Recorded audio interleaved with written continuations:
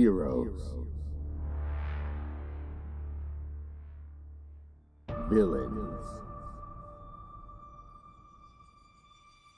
a tale as old as time, and the never-ending battle to protect truth and justice from those who thrive on chaos and bloodshed.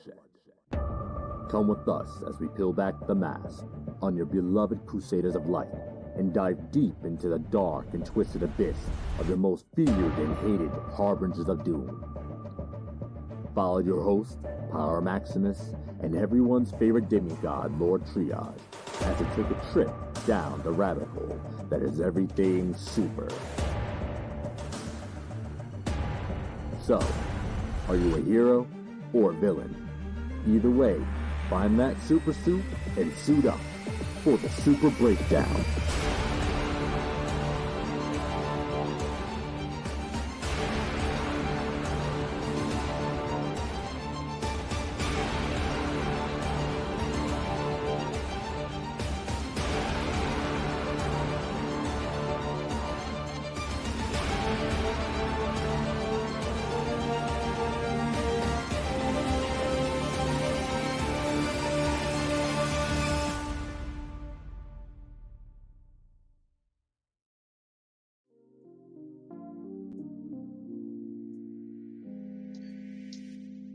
What is up? What is up? What is up?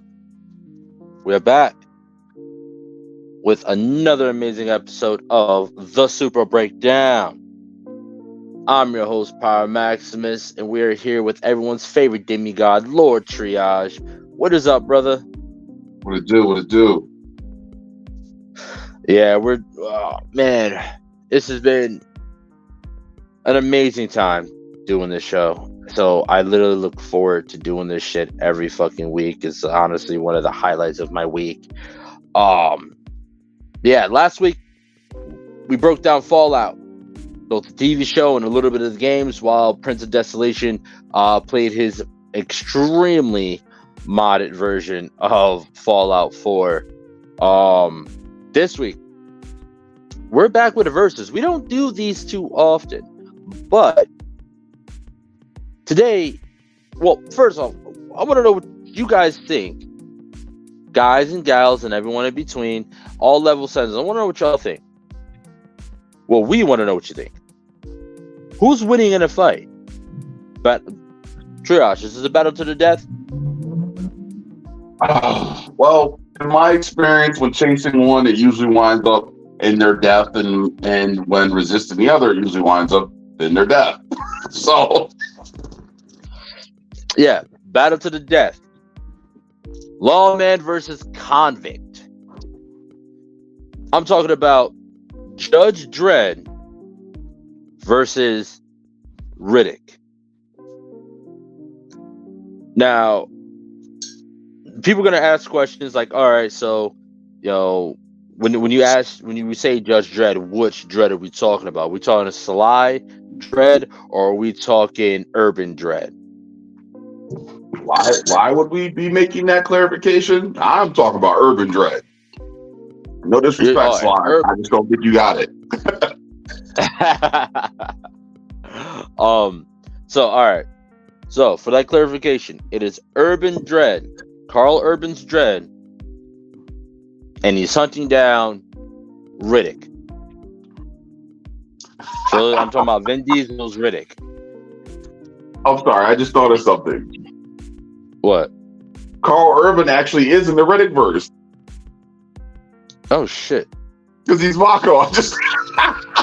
Oh, man, he is. Oh, God. Oh, you're right. Oh, shit. Wow. I completely forgot about that. We're talking about Carl Urban was in Chronicles of Riddick, which, in my opinion, is the best out of the three movies. Boy. I don't know. All right. So before we get into breaking down each of those things, all right. So first, let's talk about each franchise individually, as we break down each character individually. And then we'll get into how we think a battle between the two of them would go. All right. So by the end of the show, let's have together a battle in our minds of how it would go and how it would, like, who would come out on top between the two. All right. So, well, I gotta ask you, out of Riddick and Dredd, who's your favorite? Yeah, honestly, that's a hard question to answer. Me too. Again, and I apologize, I have yet to watch Carl Urban's Dredd. I've seen clips and I've heard things about it, but my goal, I've been so busy this week, my goal was to rewatch Pitch Black, Chronicles of Riddick, and Riddick, and I was going to rewatch Sly's Dredd and then watch Carl Urban's Dredd. So that was like 5 movies I was supposed to watch this week. Didn't get to any of them. Quick history note. With the original Dredd, you know who was originally supposed to play him? I've heard these rumors. I just can't remember it. It was supposed to be Schwarzenegger, but apparently he pulled out after he found out he got to wear the helmet the entire movie. Yeah. Yep. So, and it was also around the time that he was about to drop another movie around that. He was about to actually start filming a movie around the time as well. So he ended up saying, "Yeah, no, I got to wear the helmet the whole time. I'm just gonna go do this movie instead." So my thing always was I was always curious of what that movie would have looked like if Schwarzenegger had played the character. But Sylvester Stallone to me did a good job. It's just one of those things where the movie had like certain levels of humor and little things that were just goofy, and it's just like that's not the source material, that's not the character. So it's like the character is always serious. He doesn't smile, like, so it's like you don't see his face. So it's like that completely goes against the material to me. You know what I mean? I'm someone who's big with source material and big with continuity. I'm okay with things being changed, but the changes have to make sense. Yeah, definitely. And I really feel like that had a lot to do with who was playing Dredd. You know, Sylvester Stallone. He is at that time like the A-list fucking star at that time.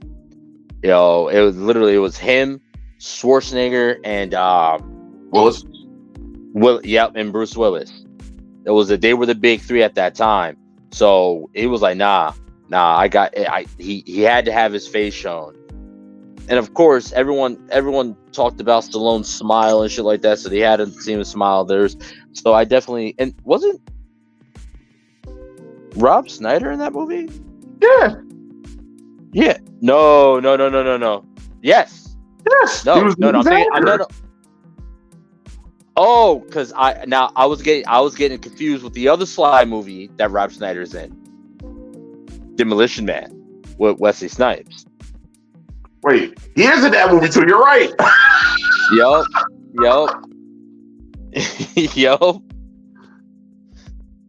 So honestly, I don't know. I'm a big early Sly fan. So yeah, I know I've watched a lot of his movies, his early movies.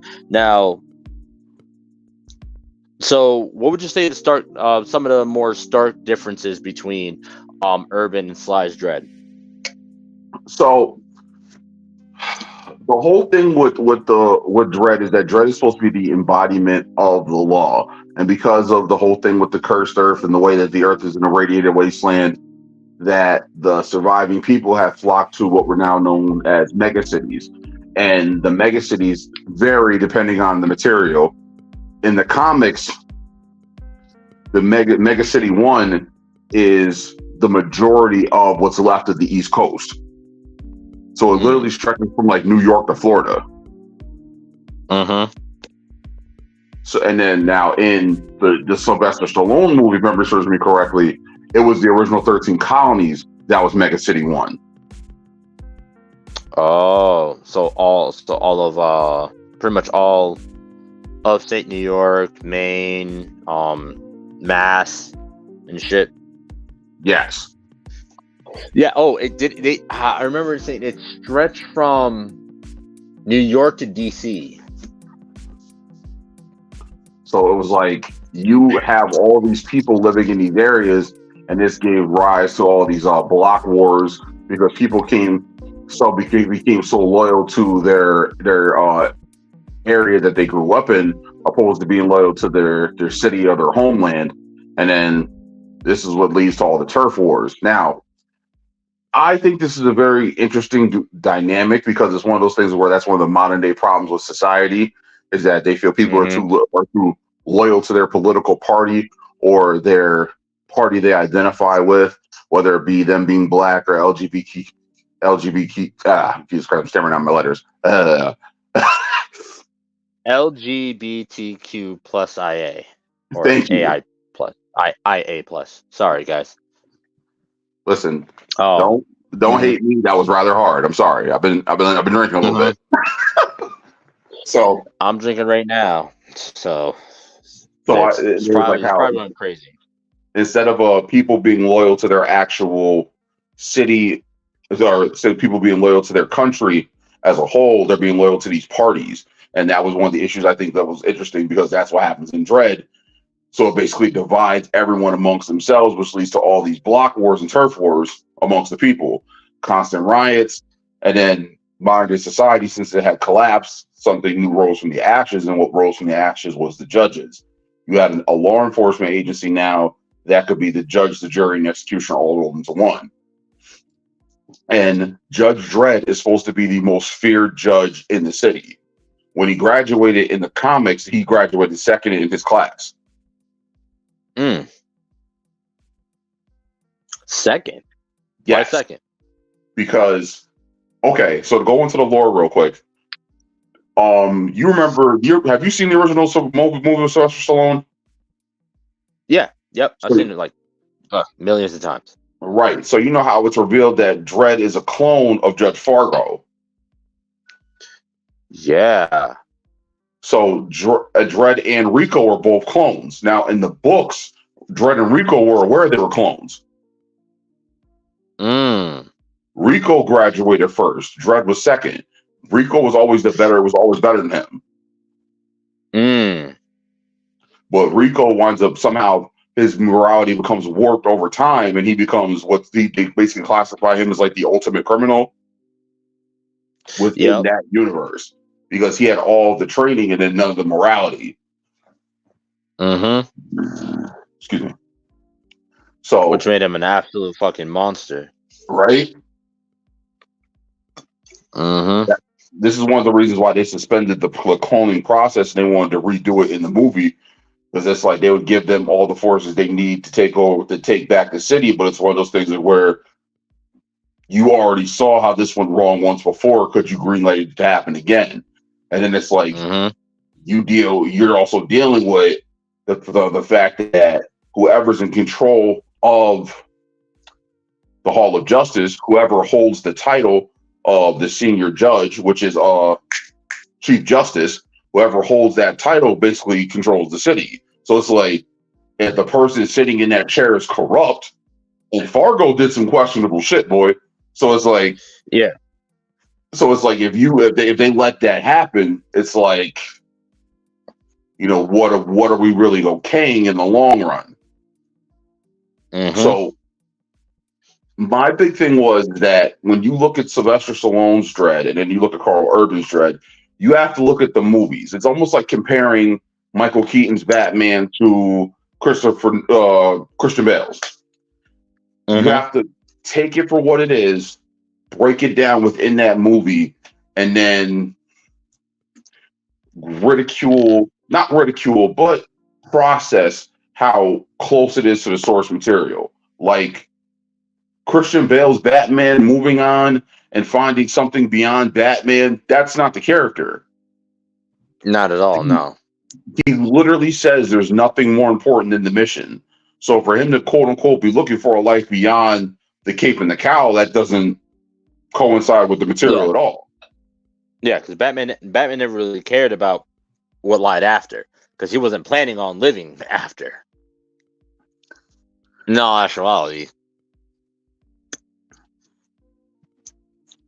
I don't know if anyone else has ever seen it that way, but anytime that like I've seen a story where there's a character that's so devout to the mission and the mission being that dangerous, they have disregard for their own lives, so they don't care about what's after the mission.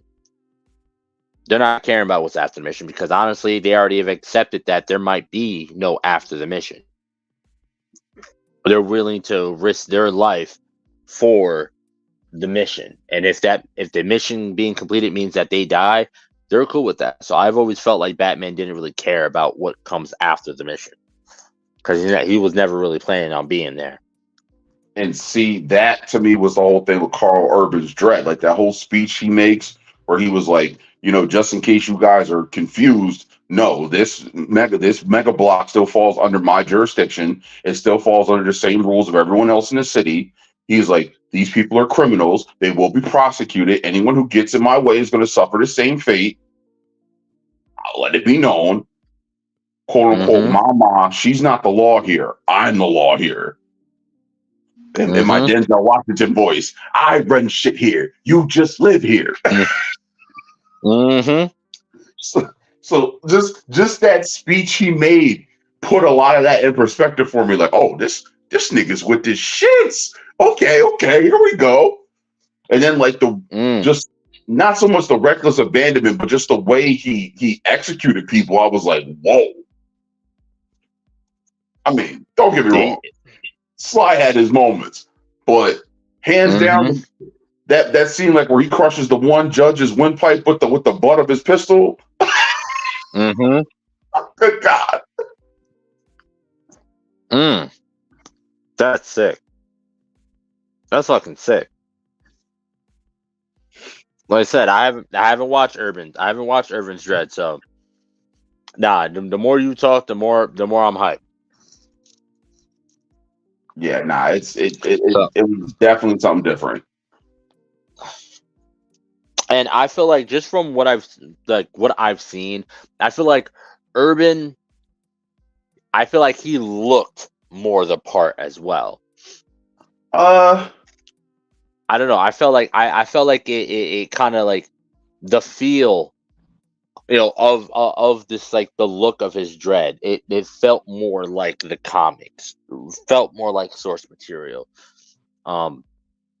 It wasn't too overly bright.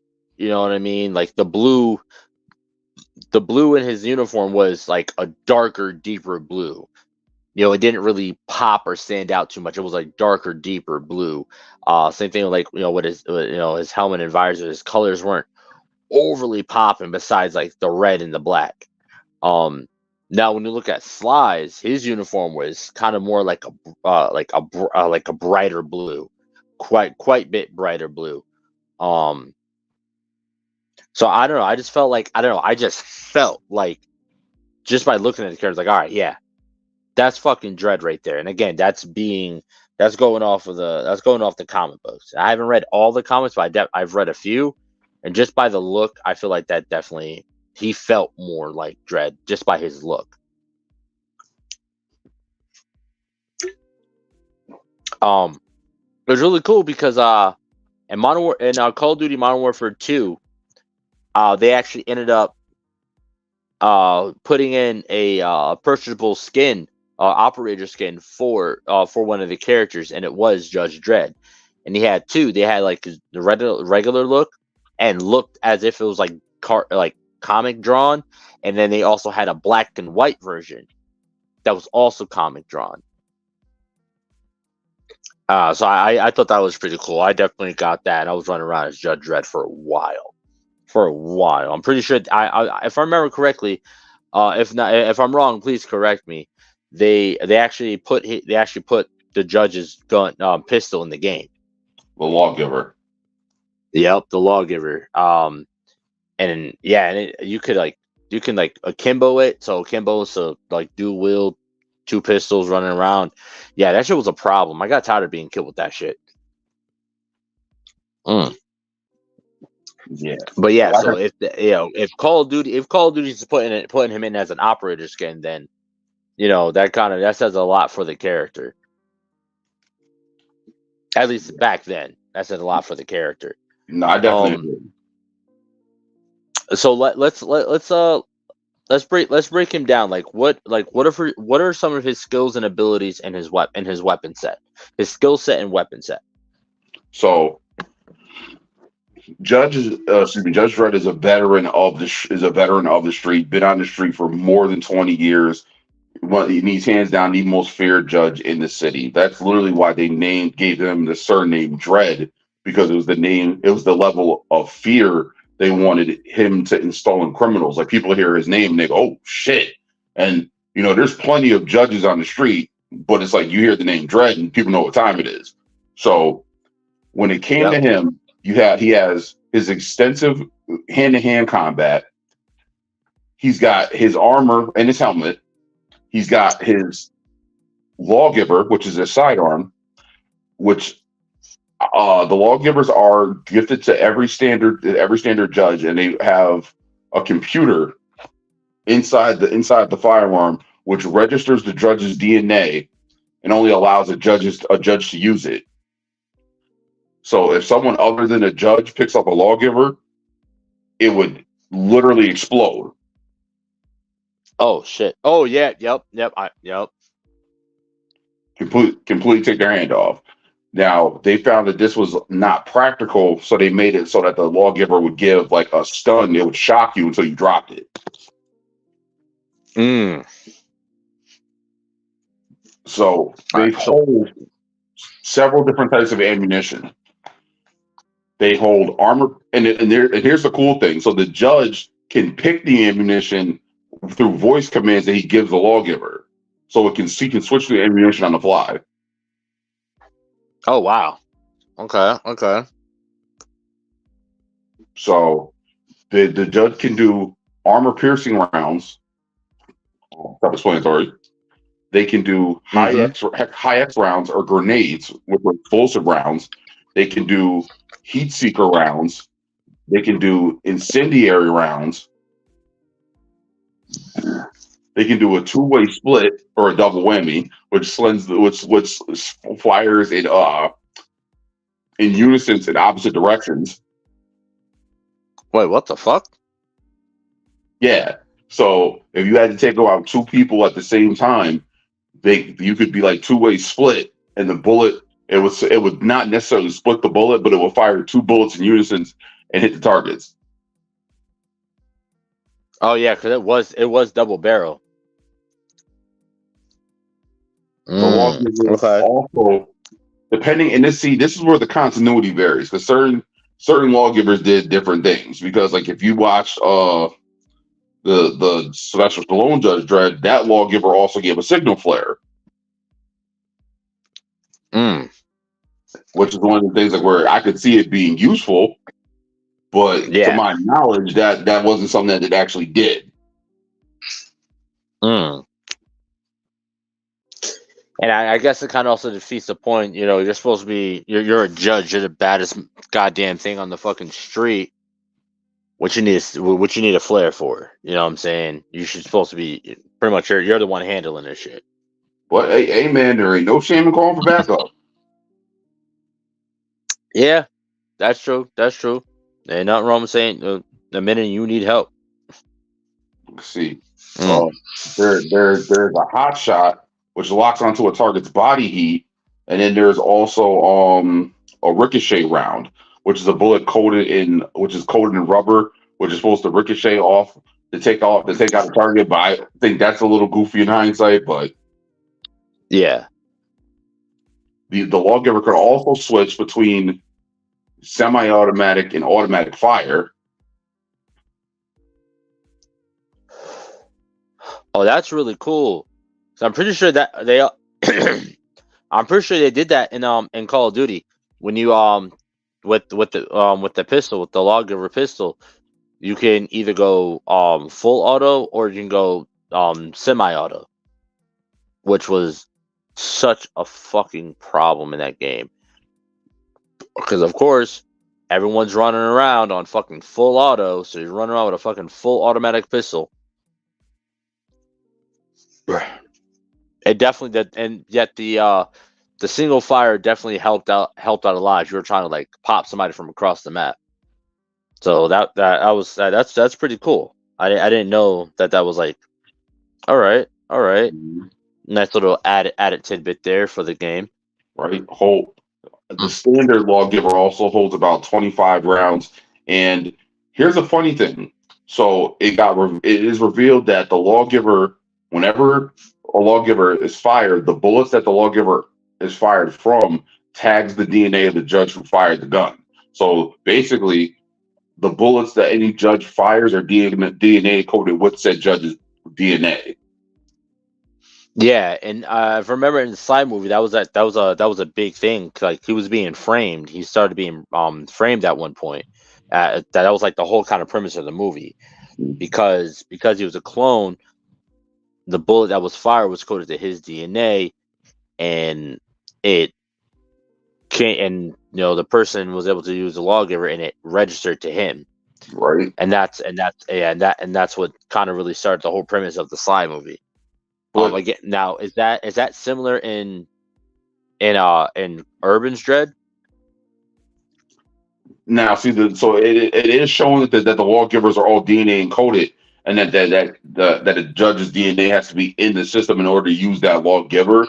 But the bullets being tagged with that judge's DNA are never really brought up. The funny thing is, though, and here's the thing that doesn't make sense to me. So, if Rico and Joseph, Dredd are both clones of Fargo, and Fargo was Chief Justice, how come it also didn't register Fargo's DNA?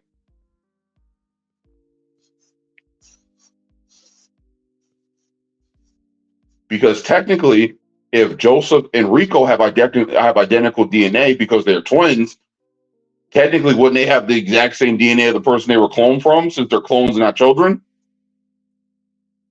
That is also very true. But now, wasn't the weapon fired from Dredd's? Well, we're talking about Sly. We're talking about Sly. Dredd's lawgiver. Yes, but the second you touch the handle, your DNA is tagged to the bullets that are fired. So as long as a judge picked up that lawgiver, that judge's DNA is tagged to those bullets. So since they all three have the same DNA, the lawgiver would work for it would work for Fargo, right? So if he picked up Dredd's lawgiver, fired it, it's still Dredd's lawgiver, and the bullet is coded with Fargo's DNA, which is his DNA. So I think it was a sense of, all right, well, the bullet got your DNA on it, and it was fired from your lawgiver. And you see what I'm saying? That's the only way I could see it happening as. But even then, if all three of them have the same DNA, then there would be no way to differentiate between the three. That's my point. So it's kind of a Jimmy Neutron situation. It's either your salami leg, my salami leg, his salami leg, or Carl Shoes. So it ended up coming up like, all right, so either you shot him, or you shot him. Yeah, I guess. They probably did it that way specifically just to further the plot, or it's like a legit plot hole. But yeah, I never thought about that. Damn, bro, I really like Sly's movie, man. Don't fuck it up for me that much. Come on, now I'm stuck thinking. I got ADHD. I be hyper fixating on shit. Now I'm really thinking about that. Fuck. Just pointing shit out. Damn. Now between the story between Urban's and Sly's, how similar are those stories? Like I said, because I haven't watched Urban's. So are the stories like the same, similar, like, or is it or do they in Urban, so they use a completely different story? So Urban's is basically a completely different story. It's supposed to be think of that movie as like the Training Day, like Training Day meets the Raid. Oh, yeah, because he was training a new judge. Yes, The chick Anderson. Yep. Because here's another thing, and this is one of the things that shows that the world is not progressive in the future. Because there are certain things that are considered criminal or considered outlawed. Like it's illegal for you to have sugar, shit like that. So anyone who is considered a mutant can technically be labeled a criminal. And the mutants 9 times out of 10 are the villains in the stories because they've been mutated from the fallout of the radiation. So Anderson was a judge who grew up in like the city limits, so she was really close to the walls. The closer to the walls you were, the closer you were to the radiated wasteland outside. So because of that, while everyone else around her died from cancer or diseases, like Anderson wound up becoming a telepath. Oh, so she was a mutant, technically. Yeah. Yes. So she had actually failed her exams. She was like just below a pass. So Dredd was like, well, why is this rookie in a uniform then if she failed? If she failed, she failed. So the Chief Justice basically told him, like, yo, we're gonna make extenuating circumstances, we're gonna overlook it, and we're gonna overlook the fact that she's a mutant. So he was like, so they were like, we're gonna throw her in the deep end. She gets put with you. She gets one day. She fucks up. She's done. If she makes it, she's a judge. So he basically takes her on on like a walk, on like a ride about, and then like shit just goes completely fucking sideways.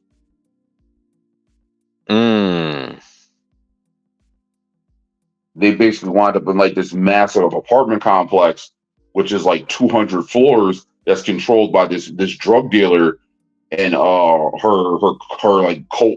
cultist clan members. Oh wow! So they literally have to fight their way up, back down, up, around through this entire complex. The two of them. Oh yeah! Now I gotta watch this. What's this available on right now? Probably Prime. All right, bet. I think I'm gonna watch this tonight.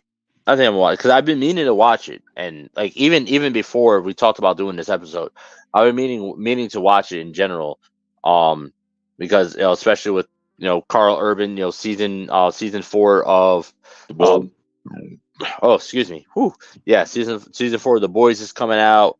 Then he's also Johnny Cage in a new Mortal Kombat movie, and then I know I'm gonna get a lot of shit for saying this, but I really liked Doom.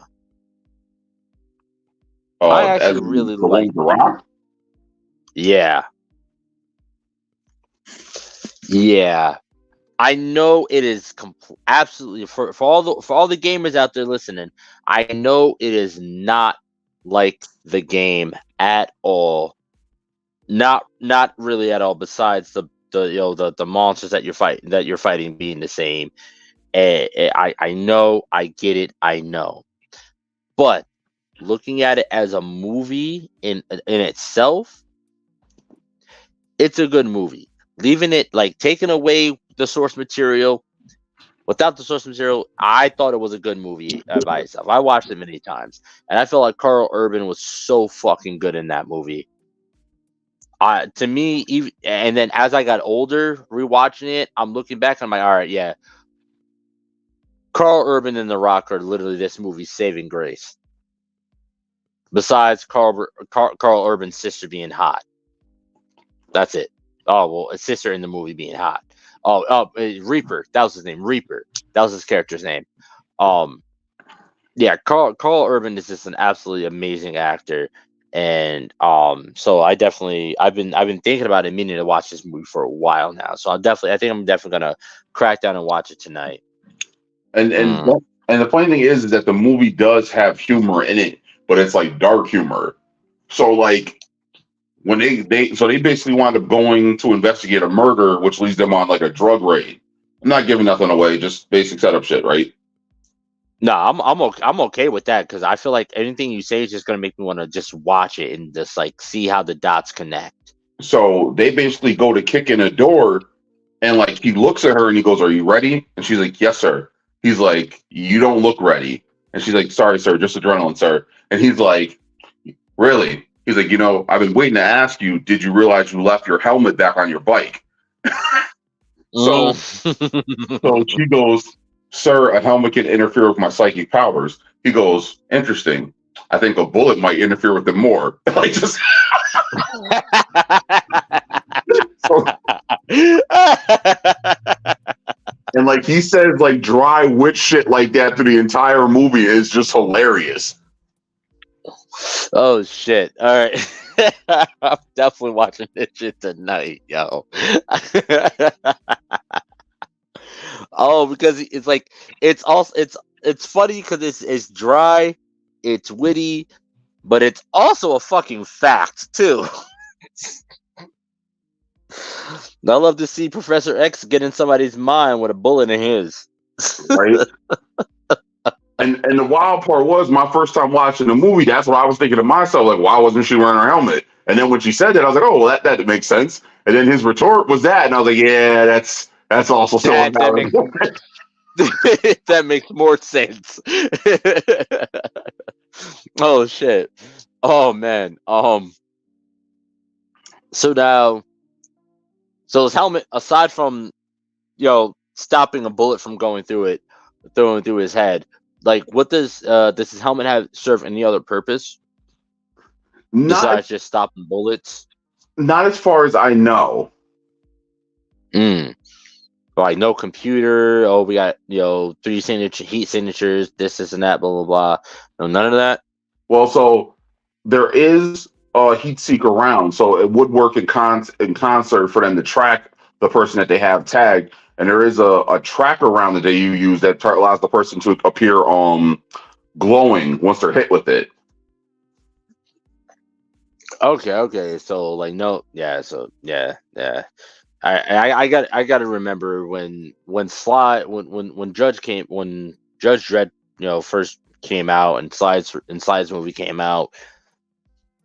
Their ideas on the future were very different than the future that we're currently looking at. So yeah, like AI or computer pretty much telling you, hey, this, that, and the third was kind of out of their purview, out of their their thinking. But I'm pretty sure the source material is still going. I'm pretty sure they're still dropping like comics for Dredd, right? Oh yeah. Yeah. So his story is still going. Now let's take a quick break. We'll come back. We'll break down Riddick, and then we'll take another break, and then we'll come back and get into what our final thoughts are on how we think a battle will go between them. So yeah, let's hear from some of our podcast friends. These guys, excuse me, jeez, pardon me. I'm sorry, everyone. This show, these guys are doing some amazing things. They're going really, really hard. And actually, one of them is probably live right now. Let's hear what they got to say. Going on, everybody, Lloyd Jones with Midnight Comics here, and we'd like to introduce you guys to our show, The Indie Breakdown, a show where we break down your favorite indie comic book characters' power, stats, and abilities, and get them ready for an eventual indie versus matchup. All Indie Breakdown episodes go live first on Spotify and on Patreon, with them eventually showing up on YouTube. So if you guys want to check out The Indie Breakdown and learn more from your favorite indie comic book creators, now's the time to do so. We hope you guys decide to tune in, and remember, until next time, midnight is coming.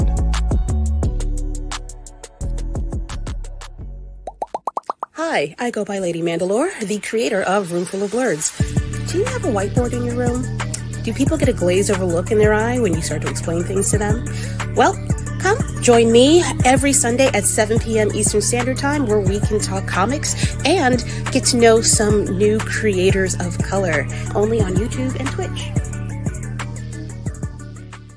What's going on, everybody? It's me, Calvin, from the Icarus Podcast, and I just want to say that we got new episodes coming next Saturday and every Saturday after that. So all I would have to say from here is keep enjoying the show. You can check us out, www.icarusmetrocomics.com. Check us out on YouTube, TikTok, Facebook, and more. See y'all next time.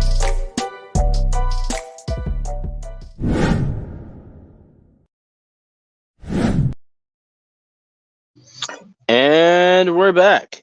Definitely go check them out. Midnight Comics is doing some amazing things. I believe today they are currently in Brooklyn, New York at Brooklyn Comic Con doing their thing, selling their comics. Oh my God. Their comics are, and I mean, let me also not forget their manga series, their comic book series. They have multiple heroes like Soul, who was pretty much he possesses the soul of two Egyptian gods. I think it's Ra and another god. He literally he's a literal embodiment of the power of the sun. We got the Gray, who is a super genius who ends up creating the abilities of of a black hole in gauntlets, and pretty much is able to kick villain ass with power gauntlets. Then we have Amani, who is many steps ahead of a fire starter. She's the power kinetic on a whole nother level. And then definitely check out their manga series, The Unbeloved. I believe they're just about to drop all of volume 1 in one book right now. I think I actually had dropped today or a few days ago. But yeah, they got amazing things going on. Check them out. Midnight Comics. Check out their podcast, the Indie Breakdown, Indie Versus, where they take all a lot of indie superheroes and they put them head to head. Lady Mandalore. Oh my God, she's doing some awesome stuff. Like I said, she's probably live right now with the Room Full of Blurs. It's absolutely amazing. Icarus podcast, like I said, they're doing their thing with Icarus Metro Comics. Fucking amazing. But yeah, let's get into it. So you've watched all three Riddick movies, right? Pitch Black, The Chronicles of Riddick, and Riddick, right? Goddamn right. Yeah. I unfortunately watched the third movie. I was not happy with the third movie at all. All right, so okay, so let me tell you why I wasn't happy first. So I wasn't very happy with the third Riddick movie because I felt like it was a rehash of Pitch Black. that's exactly what it was. There's no real other way to that's exactly what it was. But my issue is that it was too close to that. Like, don't get me wrong. Yeah. I get the whole thing with him having to make the deal and do what he had to do off the planet. I was like, all right, whatever. Because it's one showing that Riddick's going to outsmart everyone else around him, which he usually does. Mm-hmm. And that bothered me in that aspect. It should have been more a manhunt type movie. Like if he had got on the station and then was and soon on the station, if he had went to the way station, hit the button, whatever, everyone showed up. I get it. It was 2 crews, so it was 12 people chasing him. Now, the whole thing with them reintroducing John's father and how John's and him had the issue and have that whole thing. All right, that's cool. Fine. History. The trilogy goes back to the beginning. Oh, that's the way it always works. That's the rule of a trilogy. My issue was that, like I said, if it had been more of a manhunt movie, there should have been maybe 6, 7 crews after him. And it's you see that British taking them out, piling the bodies up. This should have been some real free-for-all type shit. It wasn't. I absolutely agree. So first off, we background on Riddick. So Riddick is he's a member of a species known as the Furians.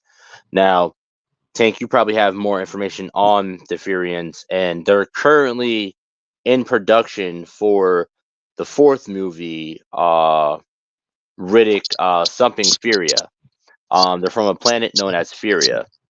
Now, to my knowledge, there's nothing overtly too special about them besides the fact that they were, if I remember correctly, they were like super fucking like super like they were very very war dominant. So it was Like supposed to be. Mhm. It was supposed to be that the Furia had a very harsh living conditions, from the air to the water to the very earth itself with the gravity. So that made the race more physically enduring, sort of like the way the Saiyans were. Yeah, or But it's like Kryptonians. I'll say more so Kryptonians. But see, but the Kryptonians were always more science-based people, not physical. Mhm. That's the thing. That was the thing. So it was one of those things like where they had a natural physical dominance over other humanoid species. Like if you see it, Riddick is a lot physically faster and stronger and agile than the average person. Mm-hmm. Another one of the reasons why whenever he gets into like a close quarters fight, he usually quickly overwhelms or outmaneuvers his opponent. Mm-hmm. It's almost like trying, like if you were trying to outmaneuver a tiger. Yeah, it's faster than you and stronger than you. Right. So that whole thing with the Furians was that gave them almost like a predatory edge over anyone who would try to fight them. And then this ties into the whole thing with the Lord Marshal and how he confronted the Seer, and the Seer told him that he was going to meet his end at the hands of a child born on Furia. Mm-hmm.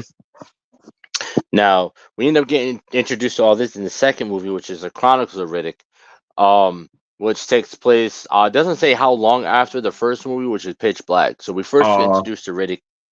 Does it 5 years? I say it was 5 years. Yeah, yeah, because Keith David's character, he's like the kind of like the priest or whatever, right? Or the spiritual man of the movies of Pitch Black. So we get introduced to him. Excuse me. As he's been captured by a group, and on the way on transporting him back in order to collect the bounty, the ship ends up going down. So the planet that it crashes on, it's pretty much barren, it's pretty much a wasteland. But the crew that survived the crash ends up, they're like, damn, we got to get out of here, blah blah blah, so on and so forth. And the thing about Riddick is he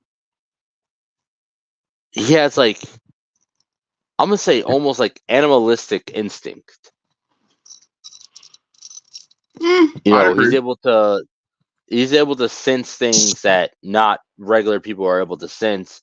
And so when they crash landed, while everyone else is freaking out, he's calm, cool, collect. Yeah, it's like he's not worried about the fact that he's just been captured and crash landed on a barren wasteland planet. I'm trying to remember how many people survived. There was a decent bit of people that survived, but by the end of the movie, there's only like 5 plus him, so maybe like 6 people that survived. There's a chick, the priest, his son. No, he loses his son. His son dies. It was right. I want to say it was just over a dozen. I want to say it was maybe 10 or 12 people, because he actually makes that reference in the third movie where John's father's talking to him, and he's like, did my son survive the crash? He's like, how many people survived? He looks around the room and he was like, actually, it was the exact same amount that are in this room right here. So it's like, yeah, when they got him locked down on the way station. Yeah, so that was only like 9 or 10 of them. So it's like it couldn't have been more than a dozen. So by the time those creatures pick everyone off, there's only there's only three of them left, and that's Riddick, Imam, and Jack. Yep. So the problem that they end up facing while crash landing on this planet, they don't really know much about the planet. It's not really very charted. So they're like, all right, we got to find a radio station to pretty much relay back, get a rescue ship in, and get the hell out of here and collect our bounty, get our money. Now, what they end up finding is that this planet has a specific species of creature that, I don't know if it was like every night that they came out, or there was like a certain period of time, like pretty much Dark Side of the Moon style. There's a long period of nighttime. Well, and these creatures are purely nocturnal. It was revealed that when they got to the planet, that the planet had 3 suns. So they were like, there was no lights because there was never any nighttime. Everything was solar powered. So it's like, oh, all right. And then lo and behold, they realized that the planet was about to experience a massive eclipse where all 3 planets were going to be, all 3 suns were going to be blacked out. And then the second them shits were no longer visible, them creatures came out, and all they did was just pillage their way across the planet. But it only happened once 2 years. Yep. Now, so this movie ends up turning into pretty much, it went from, all right, we're just gonna get this convict back to thing, get him locked up, get our bounty, call it a mission success. Crash landed on this. They have now. I can't remember because again, I haven't watched Pitch Black in so damn long. I've had to watch Pitch Black maybe about 4 times. Even though, granted, I love the movie. It's a fucking great movie. But why were that many people on that ship to begin with? So that ship was just a merchant ship. It was just a ship that was transporting people across the galaxy. Johns felt it was safer to travel with civilians for such a long trip opposed to trying to travel by himself, because when he took Riddick by himself, that's what led to him being taken to Butcher Bay, and then that's how that whole shit unfolds.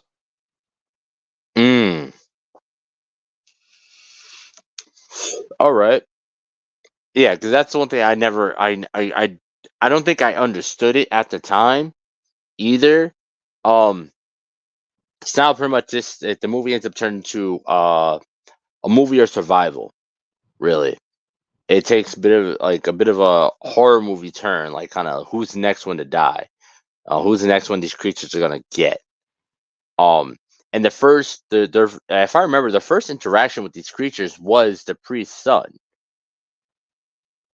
While they get to this little kind of like way station, kind of rest stop or whatever, and they're going, like, all right, we can hold up here for a little bit, and the priest's son, who's Keith David, it plays the priest. First off, I want to let that be known. It's fucking Keith David, dude. This man's Instagram name is Silverthroat. Honestly, the name is type wild. A little bit wild there, Keith, but it's fucking Keith David. He is the voice of our childhood, man. But yeah, his son ends up exploring, and he comes into like a storage unit, and it's all blacked out. It's dark in the storage unit, and so apparently this is where a group of these nocturnal, they're like pretty much babies of the nocturnal creatures are. and he ends up pretty much getting attacked and pretty much ends up killed. And he ends up dying.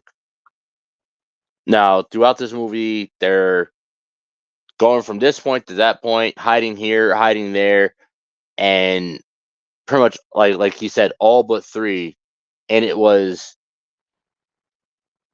now I can't remember. Was it Riddick that took Johns out, or did he? Or I remember the battle between them vaguely, very vaguely, and I don't remember if he took him out or if he ends up during the battle he ends up getting killed by one of the creatures. I honestly do not remember.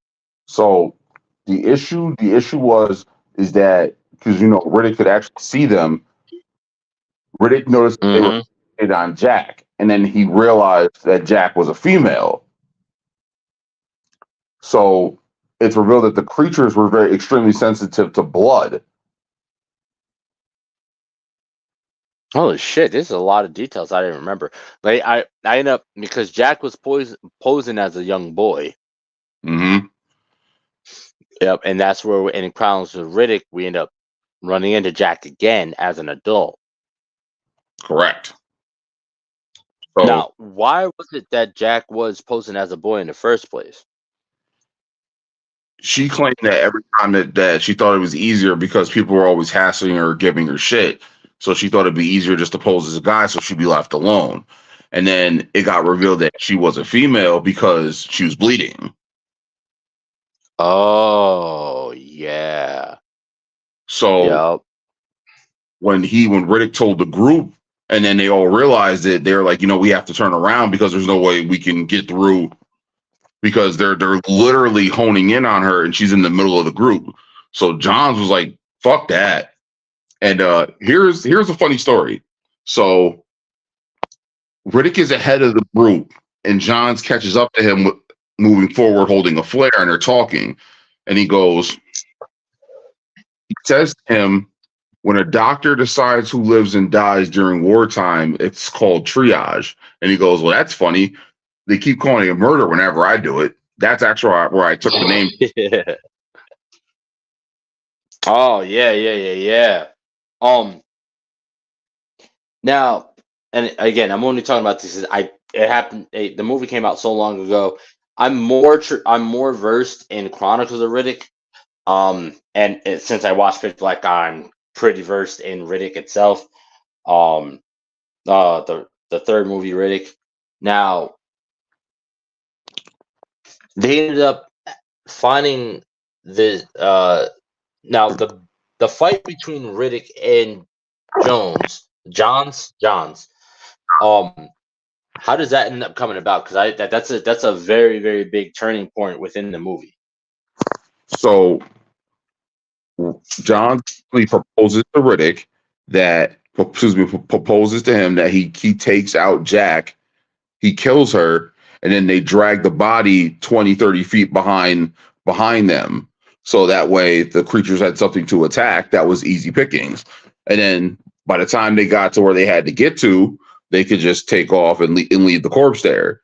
So Riddick wasn't about to gut a child to save anyone. He wasn't doing that. So it's like, and on top of that, he was like, you expect me to trust you to set me free after you just had me kill a child? He's like, yeah, it wasn't like there was no way the scenario was going to work in his favor, nor did he agree with it. So when Johns basically told Riddick, well, listen, you kill the girl and I'll keep the others off your back. And he goes, yeah, okay, but I think we're going to need a bigger piece of meat. And he goes, well, who did you have in mind? And they exchange a look. And then the next thing you know, they get into a fist fight. Here's a funny detail, and it's something I didn't notice till years later. So Johns was a morphine addict. Wait, who? Johns. Yes. He was a morphine addict, and the whole thing was the reason why he claimed that he was addicted to morphine is because he had a run-in with Riddick, and Riddick stabbed him in his back.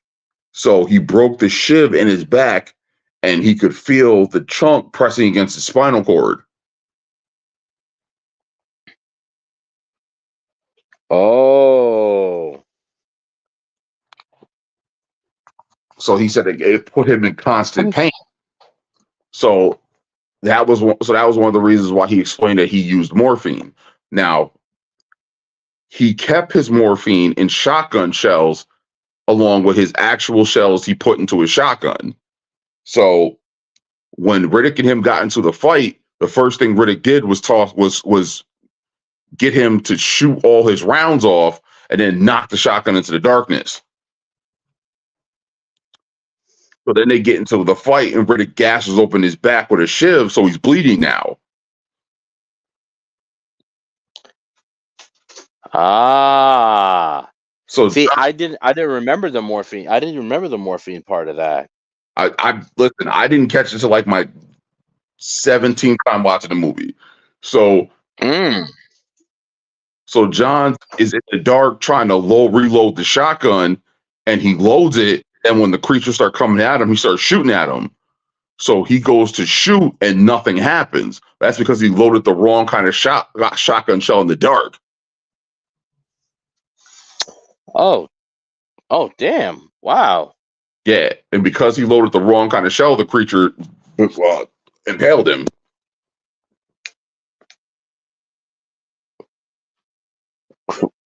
Holy shit! I never realized that. Mm-hmm. I thought it just misfired. Nah. I thought it was just an asshole's comeuppance. Right? Nah. It was definitely some real shit that happened. And I was like, oh, okay. See, that make it, but I like stuff like that because it's one of those things like where the scene has a lot more to it than what you would have thought. Oh yeah, fuck, hell yeah, damn. That's why, like, if you watch the third one, when he was like, nah, I didn't go. He's like, as far as I'm concerned, he seemed pretty keen on killing himself. And he's like, what's wrong? You didn't know your boy was a morphine addict? Like, yeah, he liked his morphine twice a day. He's like, that's bullshit. That's not the man I knew. And he's like, yeah, well, maybe you didn't know him as well as you think. Oh, damn. All right, now all of it's making sense. Because like and to be honest, I've only watched Riddick once. I was so like upset with it that I've literally only watched it once. I've never watched it again since that one time. When it first came out. But now it's all making sense to me because I was like, damn, why is he saying what he's saying? Because I'm thinking, all right, I'm just gonna watch it because it's a new story that doesn't really have like that. Its main core doesn't reach back to like the first movie that much. Like, because Riddick did only at the beginning when he first meets back up with Keith David's character, talking to him, and then when he runs into Jack, I really thought that was it. Well, but here's the thing, and this is the thing you got to remember with the rule of the trilogy. The rule of the third movie is that the third movie is supposed to reveal something that usually was not fact to begin with. The Godfather, Jedi, the Scream movies, The Dark Knight. Remember, it always goes back to the beginning. So that's usually the rule of thumb with the technically follow with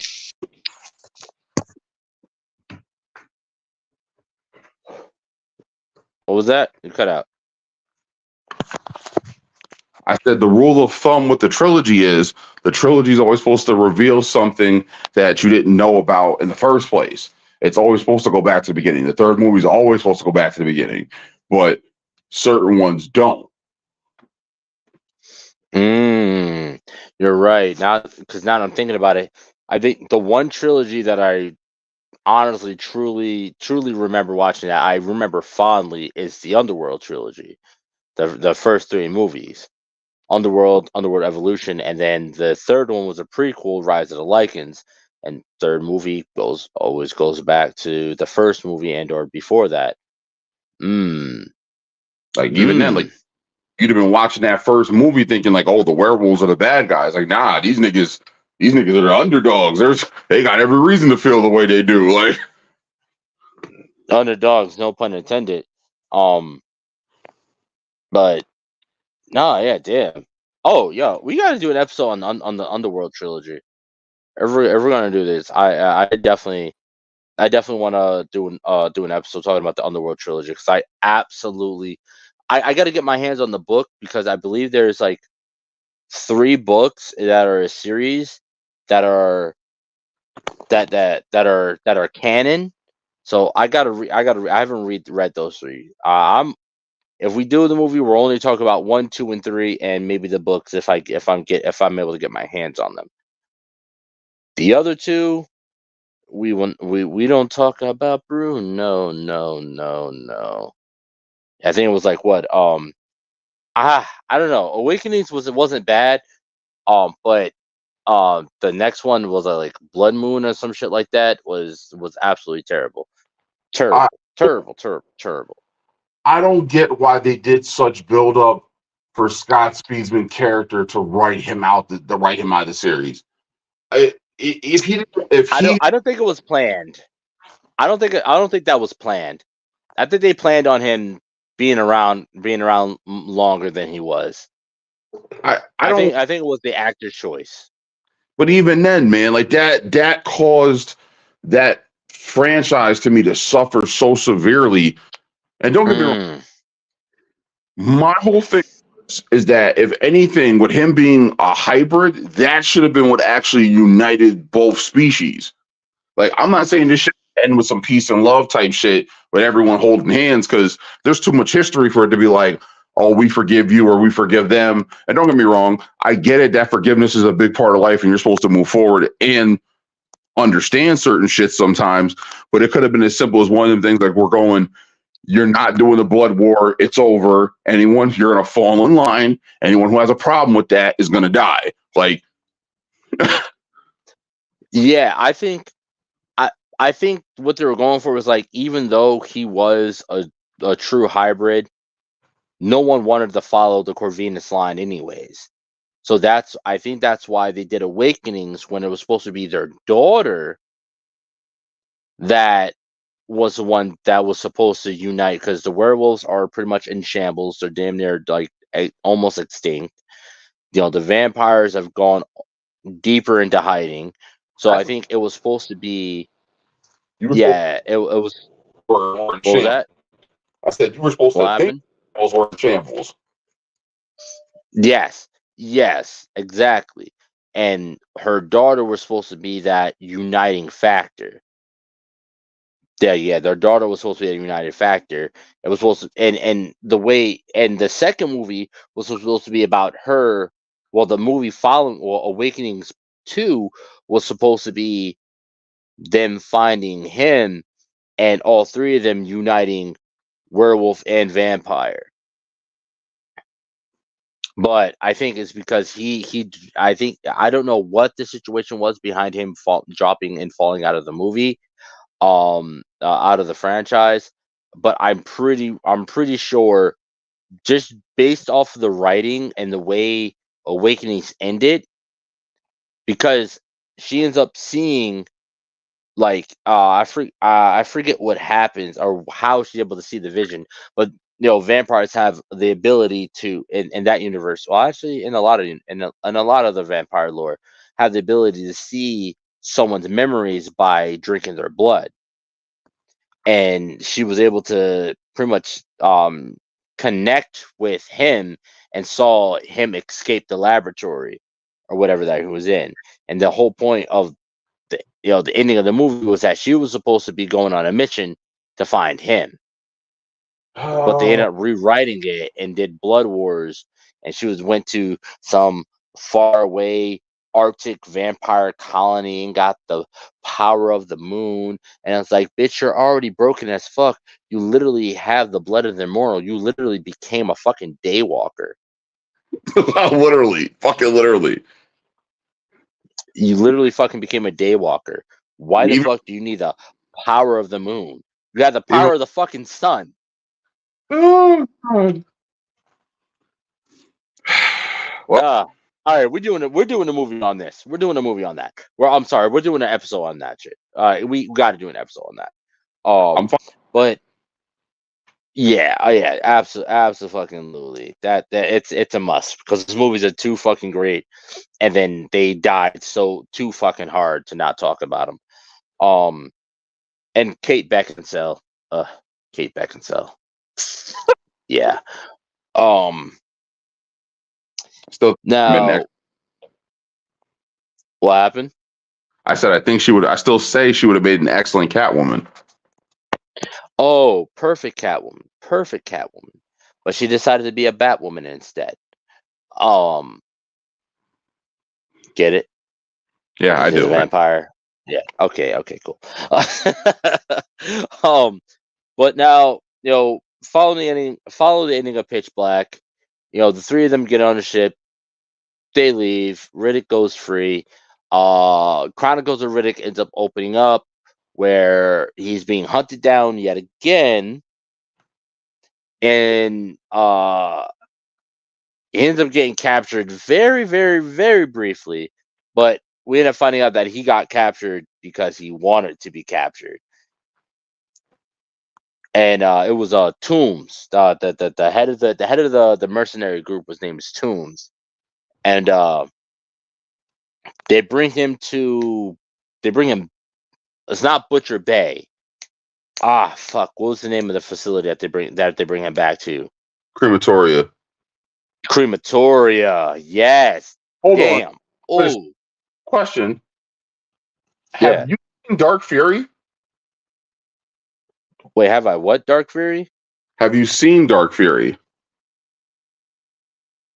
No. What's Dark Fury?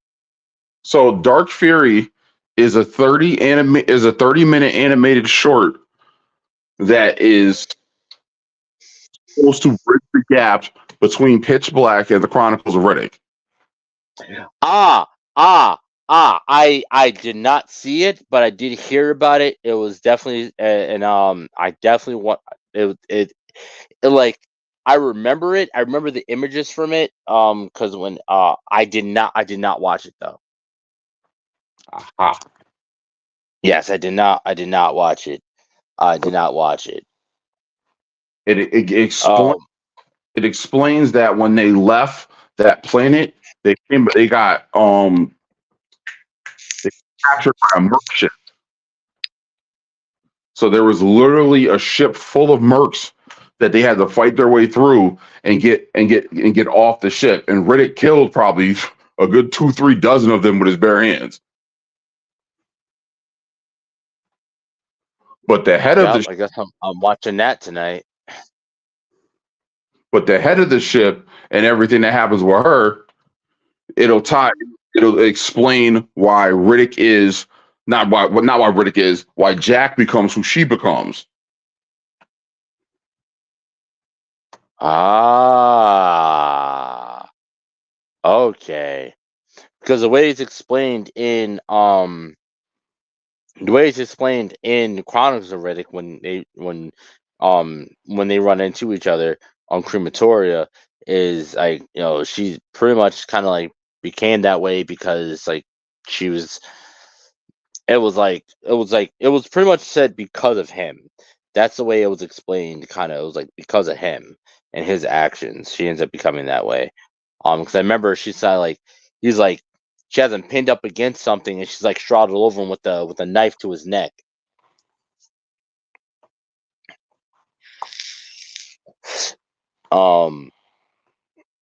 Now he ends up intentionally getting captured by this group of mercs, and he knows the merc, and they're sitting there talking. He's like, "Yeah, Toombs, whatever," and he allows them to bring him to Crematoria. Now, I'm pretty sure the reason why the prison was called Crematoria was because the sun and the surface of the planet was so hot that you would literally be incinerated. Yeah, they said you couldn't. Heat. It was like 700 degrees on the day side or some shit. Yeah. And the night side was still hot as shit, over 100 degrees during the night. and so the prison was underground, under the planet's surface, to withstand the heat. Correct. And the movie has so many fucking so many great fucking moments throughout the movie. And again, the my favorite part of the movie was the fucking was with the fucking animal. I don't remember them ever giving a name to the animal. It was like a fucking armor plated jaguar. Oh, they were called hellhounds. Remember, me correctly. That's what they call hellhounds, and that was kind of like the prison's kind of like defense mechanism or whatever. And he ends up, and they pretty much had heat vision too. So in order to get away from him, he hides behind this kind of like this waterfall kind of situation going on, and he takes his goggles off, lifts his goggles up, and he's looking at the fucking hellhound, and it's like right in his face, and they're like staring each other down, and then it just like fucking stands down and walks away and leaves him alone, and they're like, and the rest of the people are looking at him like, the fuck was that? He's like, it's an animal thing. I'm like, Yeah. dude, that was fucking gangster as shit.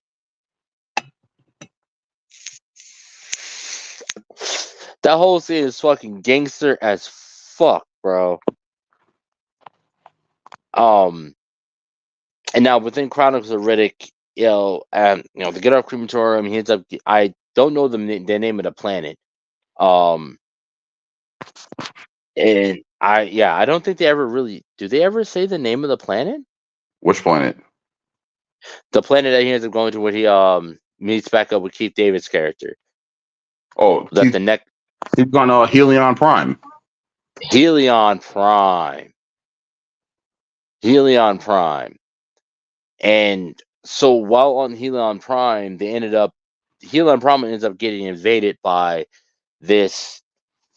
How would I describe them? This army of what? An undead army. Yes, yeah. I mean, yeah. They were undead, like an undead army / cult. And they're like, hey, we can bring order to your society. You just got to follow us. Riddick happens to be on a planet, and he's like, I don't know how I feel about that. Yeah, no, we're not doing that. The other gangster ass scene is the one that involves Carl Urban when they were fucking. They're in like it was kind of like a town hall meeting kind of thing that they were doing, and he was pretty much telling the guy, yeah, no, fuck that. I'm not following that. Oh, like that shit got nothing going on. This doesn't serve me in any way, shape, or form. Now he has this confrontation between Carl Urban's character and this saying from that scene has been ground in my fucking brain ever since. You keep what you kill. Pretty much he steps out of line or whatever. One of their brutes tries to take him down, and he fucking massacres the dude. With with his own weapon or whatever. And when he goes to give it back, the guy's like, nah, you keep what you kill. And they really honestly wanted to induct him into their undead army. They were called it's either necromongers or, as I call them, the neck hole mongers. Oh my god, it was the first one, but like that whole scene after he does that, like where he holds the knife out and he goes, "What do you think of this blade?" And Riddick flips it around, spins it through his fingers, and catches it. Back heavy. He's like, "Yeah, I think it's a half gram heavy on the back end." That was a test. So like the second he saw him do that, he was like, "Yeah, I want to know more about you." He's like, "That's not just something anyone could do." So he's like, "Who are you?"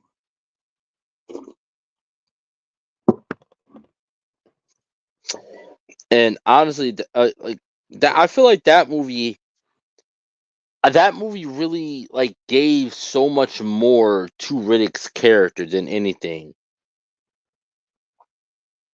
Like like I said, Pitch Black was great. Riddick was not, in my opinion, was not great to me at all. But I feel like Chronicles of Riddick really gave so much more for the character, giving more information upon Riddick himself, his beliefs, where his standpoint, where he draws the line, because there's not really much that he really draws a line on, you know. But his main thing is it's survival, for survival above all costs. right? And so with people like that, there's not really much that they won't do. But he clearly he draws the line at disemboweling children and killing children. He's You not. know, he draws a line. Well, go ahead. I said he's not really crazy about killing women either, but if they come Yeah, to him, they become fair game. exactly. You know, he pretty much, if you're an adult, you can get it. You know, if you're a woman, I'm not gonna come at your neck, but if you come at mine, it's you know, it's on. Um, you know, he's also not big on control. He does not like to be controlled. He likes to do his own thing, be left alone. But you know, once you try to come at his neck or come at his freedom, you're on the chopping block. You're on the menu. And just like the physical action that takes place in the movie, absolutely amazing. Um, and I feel like it also gives more lore to the Furians because we end up getting in. We are introduced to this woman who is kind of like she has the ability to kind of like go invisible and transparent and walk through walls kind of thing. And again, now I just want to point out I watched this movie when I was young, so I didn't really understand her character too well. Would you be able to break her down a little bit for me? Do you know more about her or have a better understanding of her character? So it was supposed to be that she was elemental, and how an elemental basically embodied an element. In her case, it was air. So it was supposed to be that the elementals were all about balance and how balance of the universe was key to the universe's survival. But because the necromongers didn't believe that life should exist and life has to die, they wanted to kill or convert everything across the universe that was going to throw the universe out of balance. And then the only race that ever stood a chance against them was the Furians. So it's like they had to find that race of soldiers who could possibly hold up again hold up a rebellion against said people. The problem is that the current Lord Marshal had wiped the majority of them out, because she literally says to him, "Do you remember your home world? Do you remember where it was? Have you met any others? Any others like yourself?" And his response is, "Any others like me? They don't know what to do with just one of me." And again, another fucking gangster ass fucking line from this movie. Like I'm I'm a bit desensitized to Vin Diesel's acting now. Oh, all these fucking Fast and Furious movies, I'm pretty fucking desensitized. But Riddick is a movie that I can continuously watch over and over. Chronicles of Riddick is it's specifically a movie that I can rewatch over and over and over again and not get tired of watching. And it's because and a big part is because of these fucking one-liners that are just like unforgettable. It's an animal thing. More of me. They don't even know what to do with one of me. You know what I'm saying? Or when he's on a ship with at the beginning with Toombs and his crew. Toombs' crew's kind of skittish to me. Like honestly, that movie is the reason why I started using the phrase skittish so fucking heavy. Like, because I'm like, damn, skittish.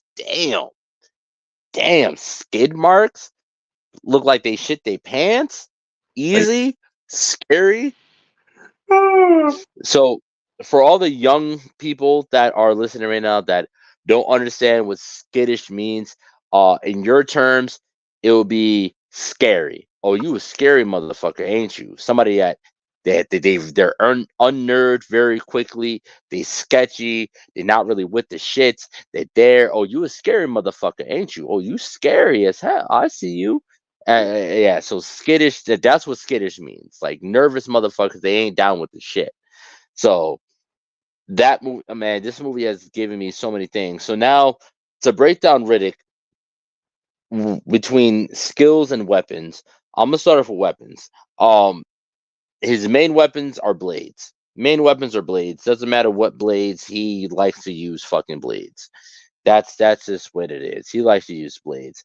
A lot of times we see him use more of like blades that are kind of curved back around his knuckles. So the handle is in his hand and the blade curves out around his knuckles. Those are his most like prolific weapons that he seems to use, but he can pretty much literally use any fucking weapon that he gets his hands on. Like I said earlier, the triage, he's like a MacGyver, a bloodthirsty MacGyver. Um, and that includes with weapon with firearms as well, blasters and shit. He doesn't he doesn't it's rare that he uses the blaster, but if it's there and that's all he got, he will use the fuck out of it. So he's very adaptive to his environment when going into skill sets. He's highly strategic, and his number one goal is survival. What can I do that's going to give me the highest chance of survival? How can I kill this guy the most effective way? If it's a situation where it involves stealth, he's he's stealthy as hell. With his ability to see in the dark that he got from being his eyes have adapted so much to the dark after being, subjected to years in a Trooper Max security prison in pitch black, no pun intended, pitch black climates. He's had to his body has adapted to be able to see in the dark, and that's one of Riddick's main characteristics. When he takes his goggles off, you see that his eyes are white, or his irises are white, and the color of his eyes turn white, and it's pretty much symbolizes that he's able to see in the dark. Now his ability to see in the dark makes him a absolute fucking predator at night when it comes to stealth. His ability to kill with just his bare hands without firearms or blades, it makes him a fucking force to be reckoned with in the nighttime. Now when daytime, he's still an absolute monster with his increased strength and his increased speed. He's able to outmaneuver some of the best, some of the biggest and strongest fucking opponents. Again, I don't know if this is something that they're really trying to run with, or maybe it was a one-off kind of situation. But again, that animal instinct, that it's an animal thing. You know what I mean? The Hellhound recognized him as, oh, this is another predator. This is another predator right here. Like when an animal that is bred to hunt and kill for survival, as well as in that case for as a job or as sport, for that shit to look at him and be like, oh, this is an equal. The Hellhound saw him as an equal. I kind of feel like that says volumes to one, the amount of bodies that he has, the amount of blood that he has on his hands, and just the pure energy that he gives off of He's a predator. He's a predator. He's a predatory being. So I'm interested in seeing how that stacks up against someone like Dredd, whose main goal is to bring you in dead or alive. You know what I mean? Correct. Again, we got Riddick, who is literally in dead or alive situations all the time, and someone whose job it is to create those dead or alive situations. So honestly, I'm interested to see where this goes. Do you have kind of like how a battle will play out between them two in your mind? Oh, definitely, definitely. So another thing is too, like what Riddick is, and this is one of the things you do see in the movies, is that Riddick's go-to weapons is blades, but he's not afraid of using blasters. And for all those who have played Escape from Butcher Bay, I salute you. But the thing that's always been cool to me about Riddick is that Riddick has shown whatever he gets his hands on, he can turn into a weapon. Hence, life in the penal system has taught him that. Like the scene with the teacup. I'm drinking tea. Oh shit! I forgot about that. Run them through that scene real quick.